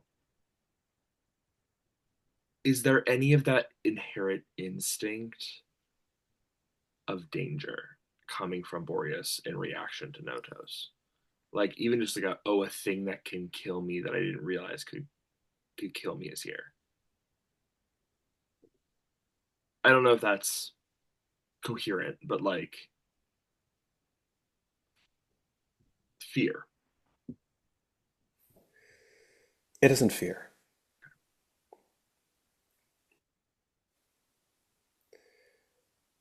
I conveyed that to the group. Or not to the group. I want to let Carnation speak first, but I think that Pallas is going to clock that he clocked something. I think he's going to kind of make a mental note to bring that up. The T is clocked. Which, Boreas. Dearest Boreas.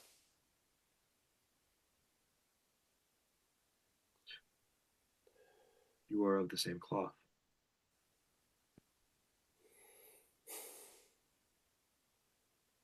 Siblings? Perhaps. I don't quite know what family means. You think I don't either? But it is kindred.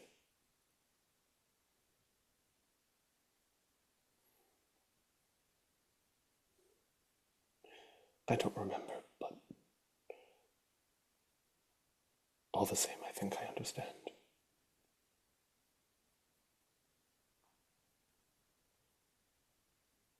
That only one of us surrendered that day. And the other bargained. As their golden eyes bore into yours, Pallas. And somehow you're the one that's free. You all speak with such little hope. You have resigned yourselves in so many ways. I could say I understand.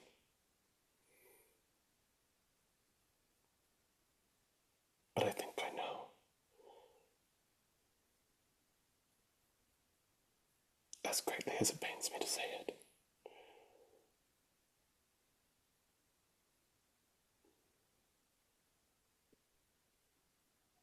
It is no less strong than I am.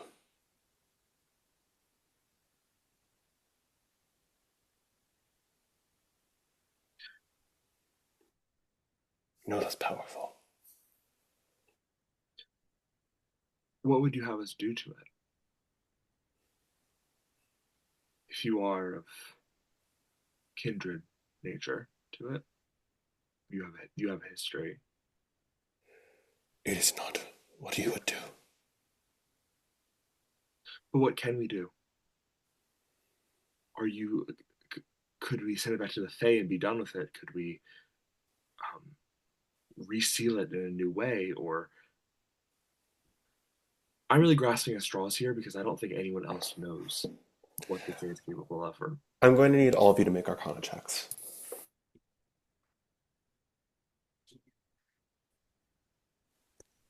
Mod 20. 19. 18. Natural 20. What the fuck? There it is. Perfect. Thank God. I knew one of us was gonna get it. I knew it. We all rolled that ones. It's a table of that ones. There it Don't is. manifest that. I get advantage on Arcana checks. You do? Fuck, I forgot about that. Mm-hmm.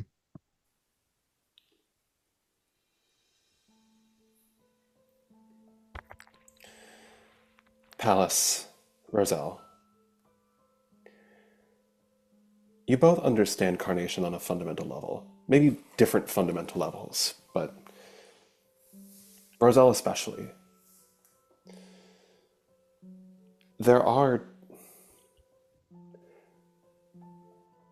I think Roselle understands Carnation on a fundamental level, but Pallas, you know what embodiments are. Tangentially, mind you, but Iris has told you. On a 19, I don't think it has taken you long to put it together that that is indeed what Carnation is. A being of pure, unfettered, wild magic that, in its search for a home, has been given something manifest, has taken shape. A magic that has not eaten itself alive, but rather solidified itself to keep itself stable.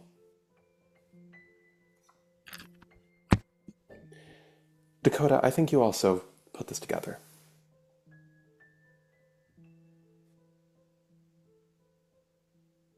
And you realize something.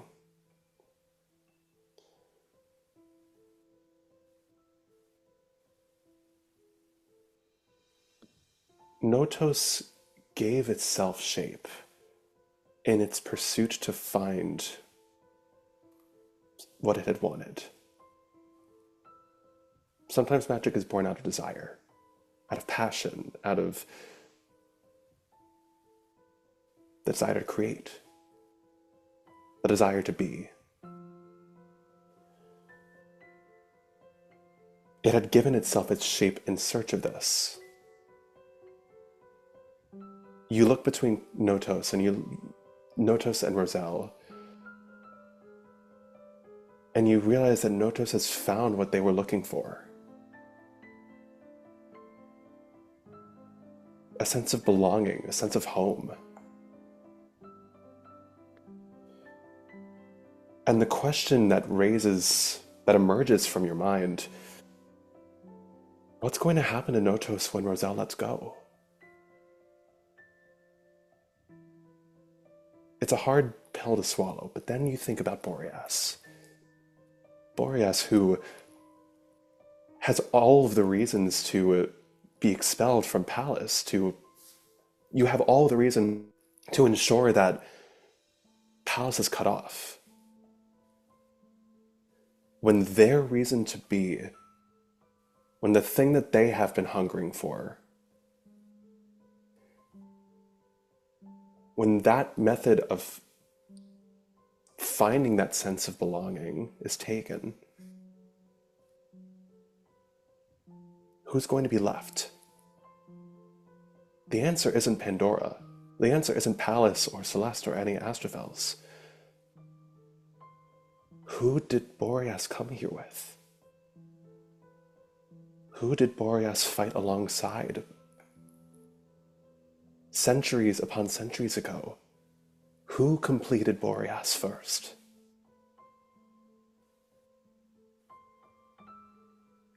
You're staring at them.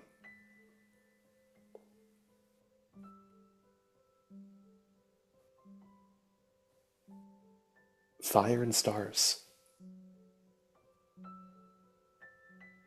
The light of destruction and the light that remains. Boreas wants Notos. That's what's going to happen. Reunion. If the apex is no more and Boreas can't make a bargain to be free, like how Notos did with Roselle, Boreas will go for the only thing that it wants. Its only tether to this world. Notos is all Boreas has left.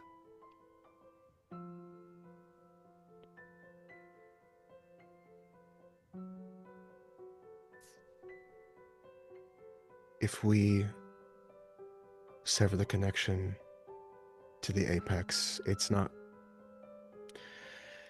looking for a human embodiment. It'll be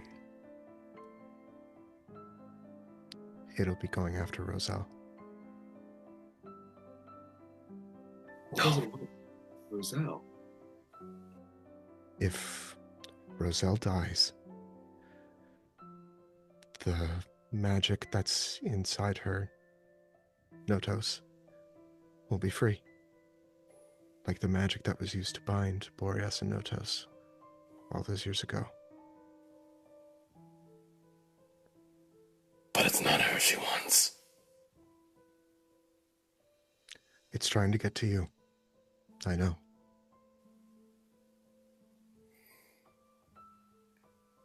Notos, Carnation, the being of fire, the embodiment, rears its head to look at you, Roselle.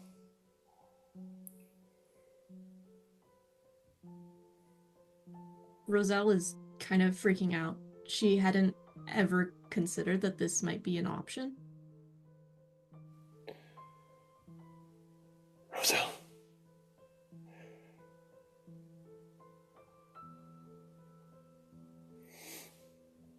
In what world are you willing to let me go?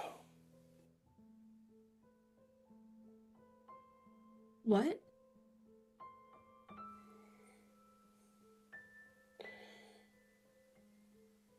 Dakota's right. If you are the only one standing in its way. Wait, what happens if Roselle lets go? You're the only reason Roselle's alive. Well, Notos turns around. Well, no, actually, that's not how that works. Isn't that what happened? Isn't that what happened? No, really? That's not.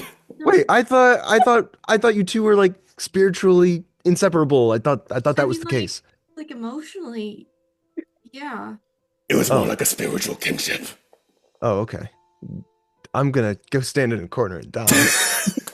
You should really check on your friends, man. Roselle is not alive because of me. She is not the pyromancer that she is because of me.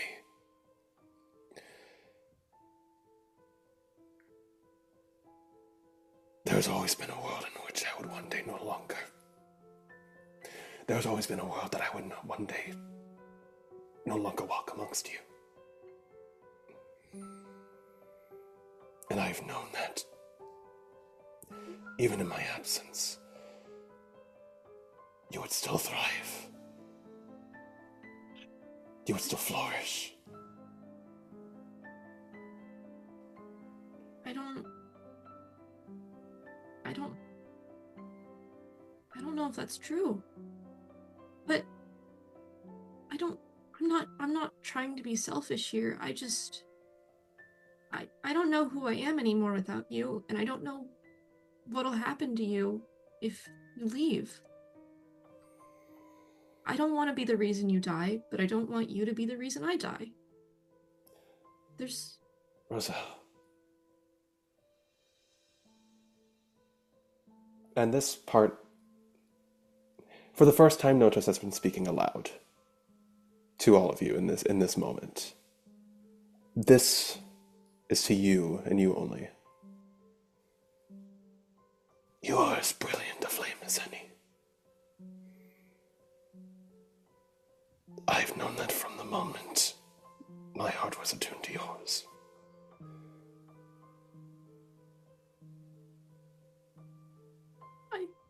Don't go.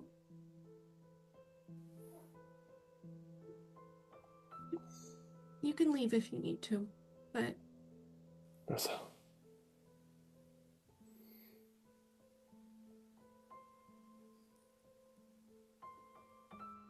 You might be one of the only good things that has ever truly happened to me.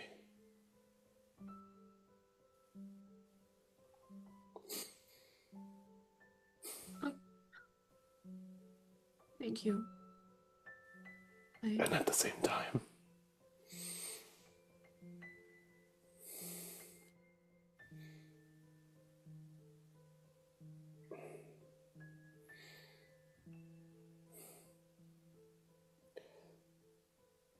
I cannot ask any of you to force Boreas to rest.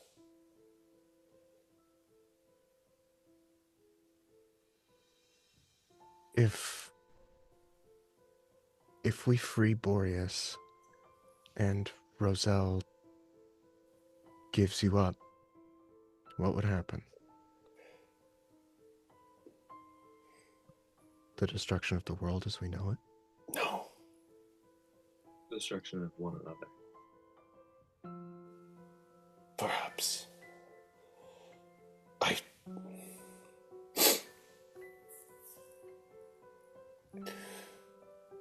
I don't know how much time I'd have.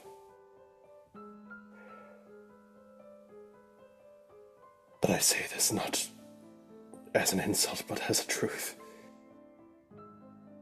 I might be the only thing powerful enough in this cavern to truly allow Boreas to meet its match. Okay. I don't think it's fair for me to ask everybody else to make a sacrifice without making one of my own. And for what it's worth, Roselle, Boreas looking dead at you. Notos looking dead at you. I am so very tired.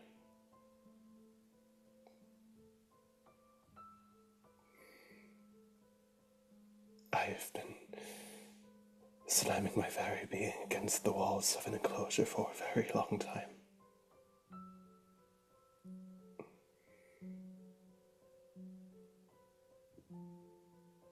The centuries that I spent wanting something better. I've gotten it. It very gently, with its three-pronged hands, takes you by the sides of your face, Roselle. But it would be selfish of me to ask to have that forever.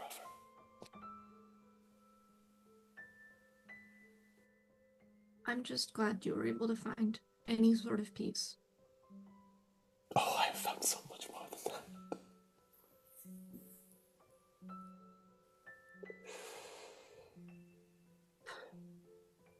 Well, Okay then. You have completed me, Rosa. And you've changed me. I've never been so happy. And you will be. Without me. But perhaps Dakota's right. Perhaps it is time I complete someone else.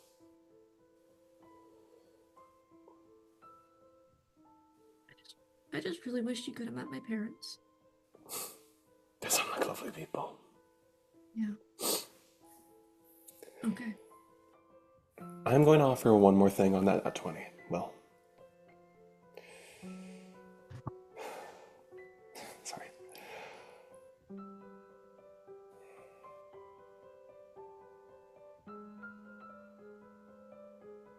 Both Boreas and Notus were able to find shapes in pursuit of what they needed, in pursuit of what they wanted. When they complete one another, if they complete one another, if at the end of the day, it is their very beings that are able to coalesce. You think about what Rovius was saying about magic when it exists without shape. It eats itself alive.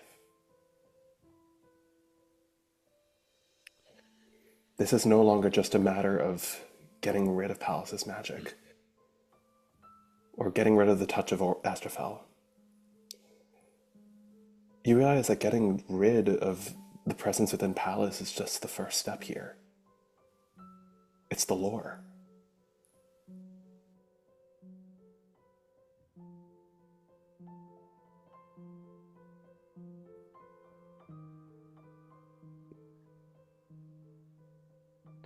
Meaning that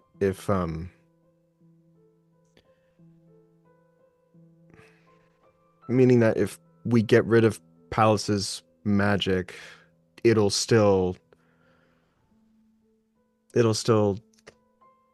kill them? Or I think you're misinterpreting what I'm saying. I am, yeah. I'm asking for Are you saying clarification. lure or lore? Lure, L-U-R-E. I was so confused. I thought I could have sworn you said L-O-R-E. And I also heard L-O-R-E. I was I like, also those words sound very similar. Lure. The threat of me losing my magic is what's going to move this whole plan into motion. Yeah, that's the also very action of you getting cut off. It is no mere threat. It is the reality. Yeah. So, if we cut Pallas's connection, it's go time, basically. Boreas will do whatever it can to reconnect. When you say lore, I mean, obviously this is Dakota's. I suppose I can't be in your mind. I mean, I could, but What the fuck? my whole thing is just kind of being like, does it want to be connected to me? Like, will it be upset if I attempt to sever our connection? Is there any way I could use that? Yeah, like could someone embody Boreas? Or does I'm gonna give you this on your previous roll of 19 on Arcana. Yeah. Boreas is not within you the way it is Pandora. Right. But if Boreas is alive as Notos, if it is as hungry as Notos once was, some creatures go to bargaining before they go to anger.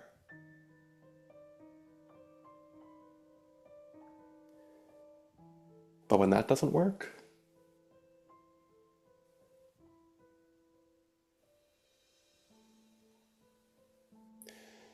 the reality is this, Dakota.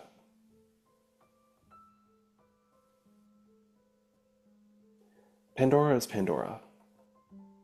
She is ultimately the puppeteer and, at the same time, the puppet.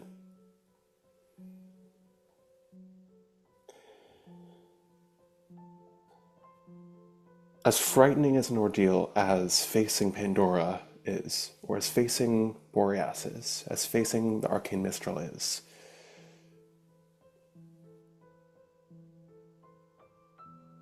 you have Boreas's other half on your side.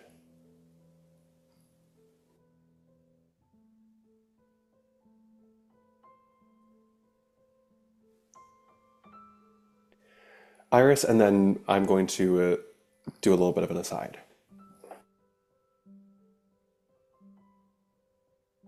This might be so off. What if, because we have two different problems here. I know they're connected, obviously, but we have Pandora and then we have Boreas. Boreas gets disconnected from Pandora and Boreas goes immediately to try and get back with Notos.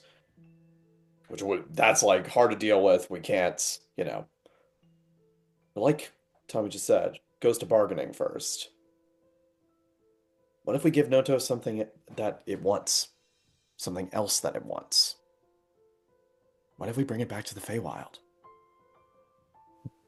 Someone would use it there. I don't think Notos wants to go back to the Feywild. Exactly. Boreas and Notos escaped the Feywild. Yeah. Mm-hmm. Exactly. Okay. They want freedom here. They just want freedom here. Well, I think Notos is very distinct. He wants companionship here, and Boreas wants control. Yeah. And power here. But I'm going to say this. Think about what Boreas is feeling towards Notos. Mourning. Superiority. Superiority. That it's better. Right. It's better. It wants to kill Notos. It wants to be the only one to escape. So once Notos gets out. Aidan, what were you saying? It doesn't realize Notos is gone. Or it doesn't realize Notos is back. We have to a degree. If mourning a connection they once had.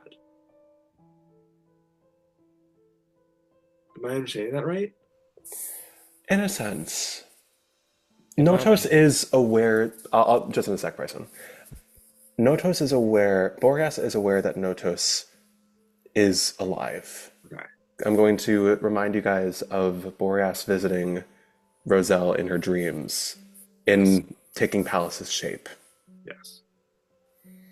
Oh, sorry, I misunderstood that. My bad. I don't think you did. At the same time. Mourning. On that continued insight, even a creature like Boreas is capable of denying itself what it really wants. What were you going to say, Enix? Love? Well, I was Bryson. kind of gonna go on that. If Carnation or Notos is... If Carnation stuck to Roselle because it needed a way to survive because it didn't have Boreas, and Boreas is now in a place, is, as we know, like in this place of mourning Notos and not really understanding that, we need to find a way to marry the two together in order to... I cannot. We need to find a way to like marry the two together so that they can find that equilibrium and kind of end each other like forever. Sort of a yin and yang sort of vibe of like... Or maintain each other forever. That's what I mean. Maintain or end. Either they're in a constant state of death or a constant state of life, but whatever it is, they'll be at they're at equal match. So that it's the night. Minor illusion, the kind of yin it's the night. It's the night in the stars. They have to be together. Yeah, they're missing each other. So if we can give Boreas Notos, I mean, maybe they'll destroy each other, or maybe they'll find whatever what they they'll were before. I think that's the thought. Yeah. I think we just need to hope that we can reason with Boreas. I think we don't need to reason with Boreas. I think we just need to give Boreas Notos. I don't think it's as simple as that. Not as things currently are. I think Boreas may need convincing that it needs Nodos. That's what I think.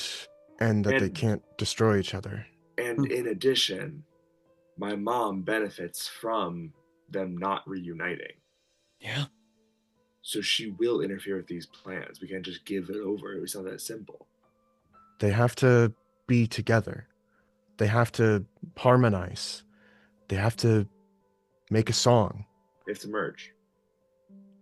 We have to. It's been one-sided this whole time. It's just been Boreas, Boreas, Boreas singing this song, this lamenting elegy of everlasting winter. If we bring them together, they'll make something new. Back in the Feywilds, the Archfey worked so hard just to keep the embodiments down to get rid of all magic because it was dangerous. But really, I think it was just because magic needs to find that equilibrium. And be free. Exactly. Aidan. I still have my great-grandmother's brooch on me. You do. And I have 1 4th level spell left. I could divine if this is something that could potentially work. It will be a complete yes or no answer, but I could ask about a plot within 7 days, and if it's a possibility. Well, you could ask mine. Huh? Could you ask mine? Could you ask mine? Your Mine ancestors? mine were there too. I don't know if that's how the spell works, but I could Remind me what spell this is? Yeah, what is this? Divination? The 4th level spell divination. Let me double check this. It does seem like it's kind of up to Tommy how much they want to tell us, but like... Or Your if they even magic- tell the truth, right? Your Yeah. magic Yeah. and an offering put you in contact with a god or a god's servants. So this seems very distinctly an Astrophel thing.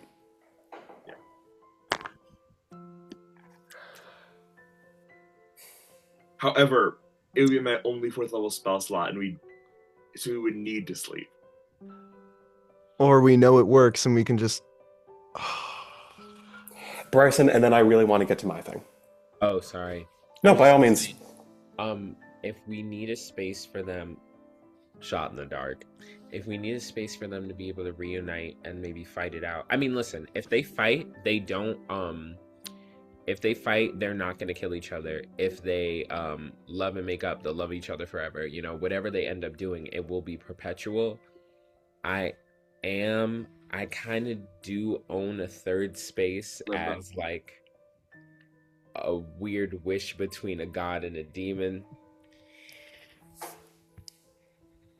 You have a pocket dimension.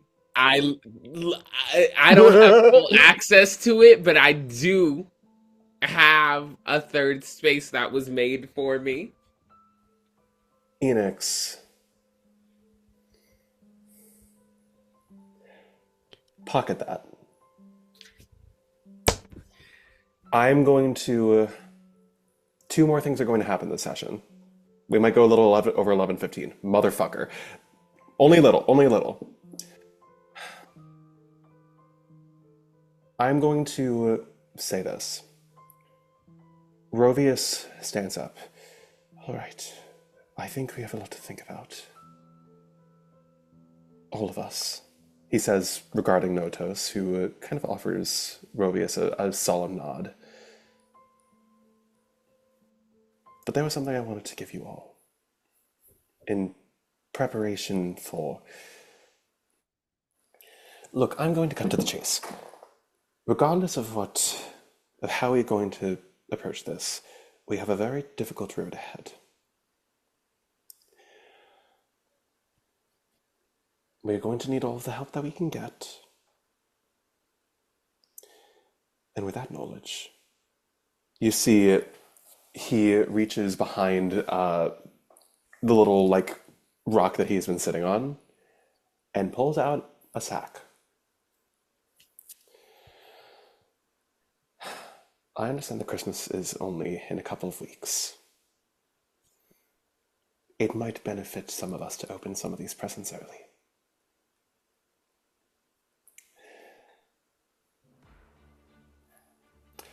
I'm going to be sending each of you guys a little stat block. But I'm going to describe these real quick as well for the visual. I love it here. In short, you guys are getting magic items. Woo! So I'm gonna. Oh my god! I hope Pallas got a gun.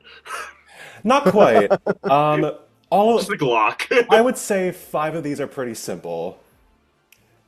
So Syriie and Enix, if you guys have any questions, text me. I'm gonna go in alphabetical order here. Dakota.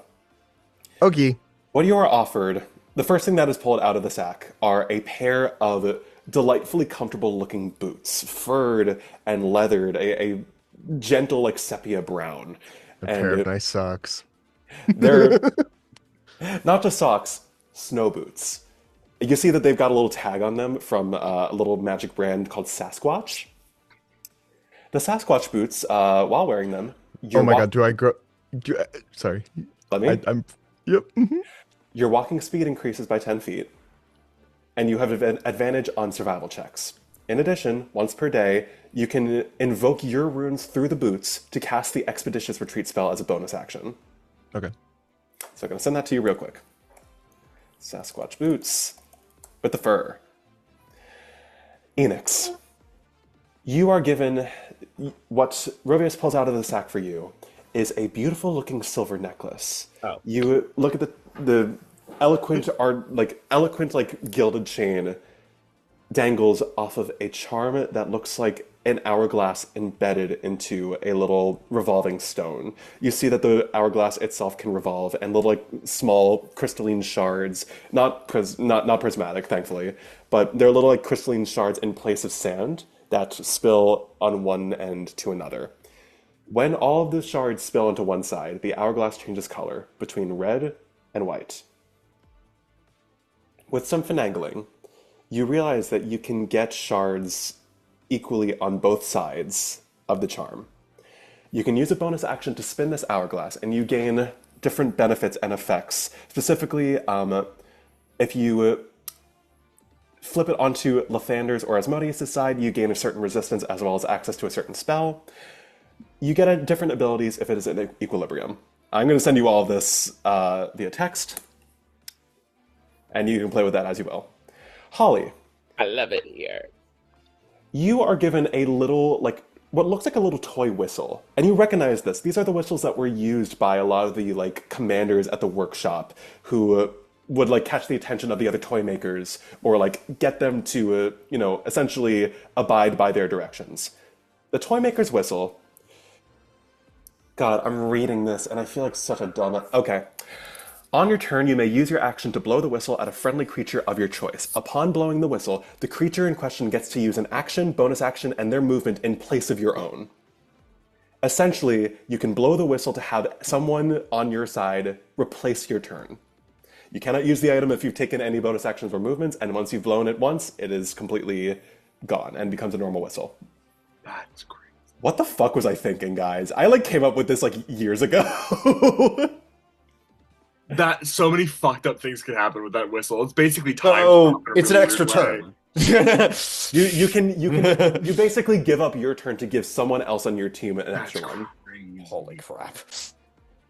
An extra full Iris. turn. Iris. Whoa.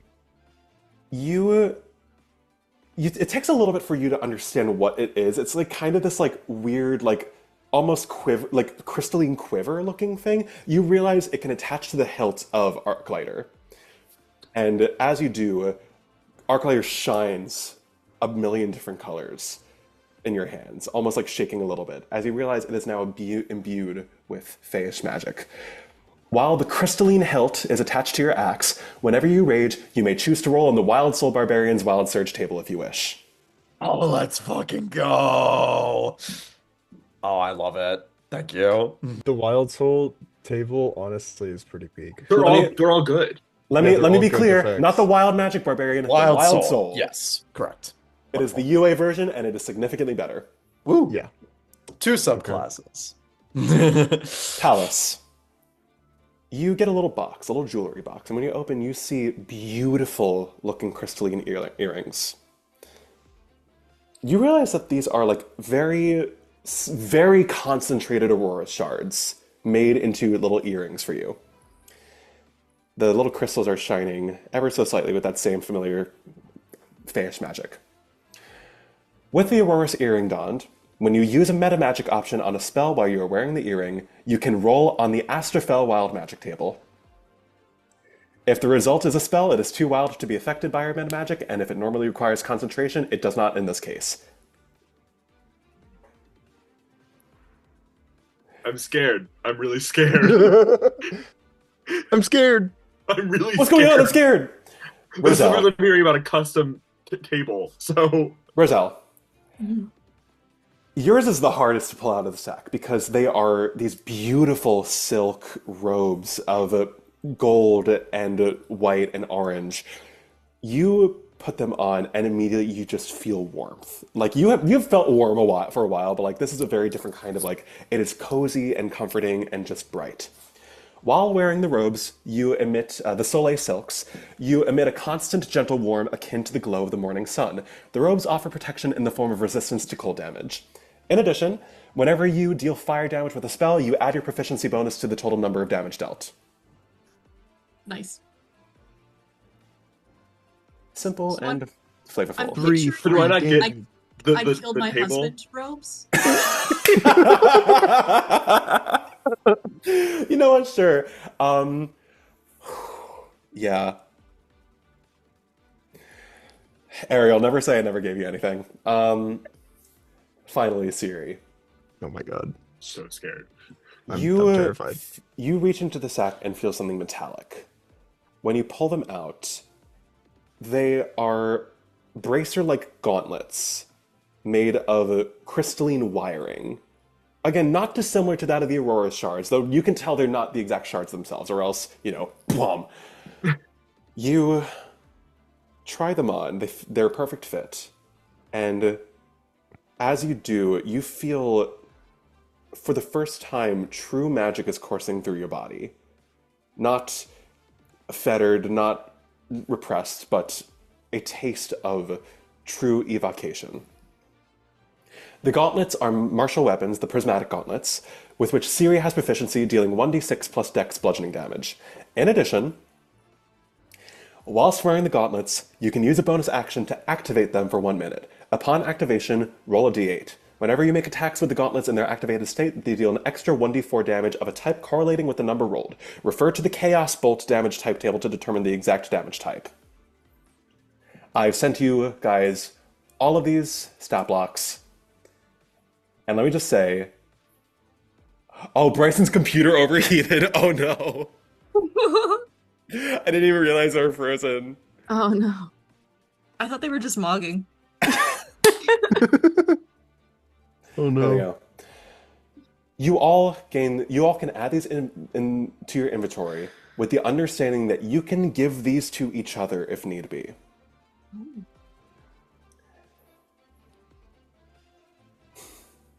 Hey Siri, you want to trade? Holy shit. You want to trade? Hey, wait. Okay, let's think about this. Let's talk about this. Syriie Okay, gets infinite movement. you'll be even faster with these on. Okay. I'm already so fucking fast. Okay, but be you have faster. to. You could be faster for free. These I am boots, faster for free. these Sonic boots the Hedgehog. swallow. These boots are swallowing Syriie. Like they're so Do I not good. get the table? No. Oh, Ooh. Respectfully, absolutely not. that's terrible, actually. It is. We can give these- It is called an Astrophel Wild Magic table. To be clear, it is a modified table where most of what you can roll is neutral at worst. Okay. Extra turn, Dakota? Are you ready for an extra turn, Dakota? Yeah. This is potentially a joke. I don't know who I feel like I'm Dakota trying is the person to give it to at some point. Yeah. I Dakota was can definitely thinking that, but yeah. I mean, Sorry, it could sorry, be like Calvin.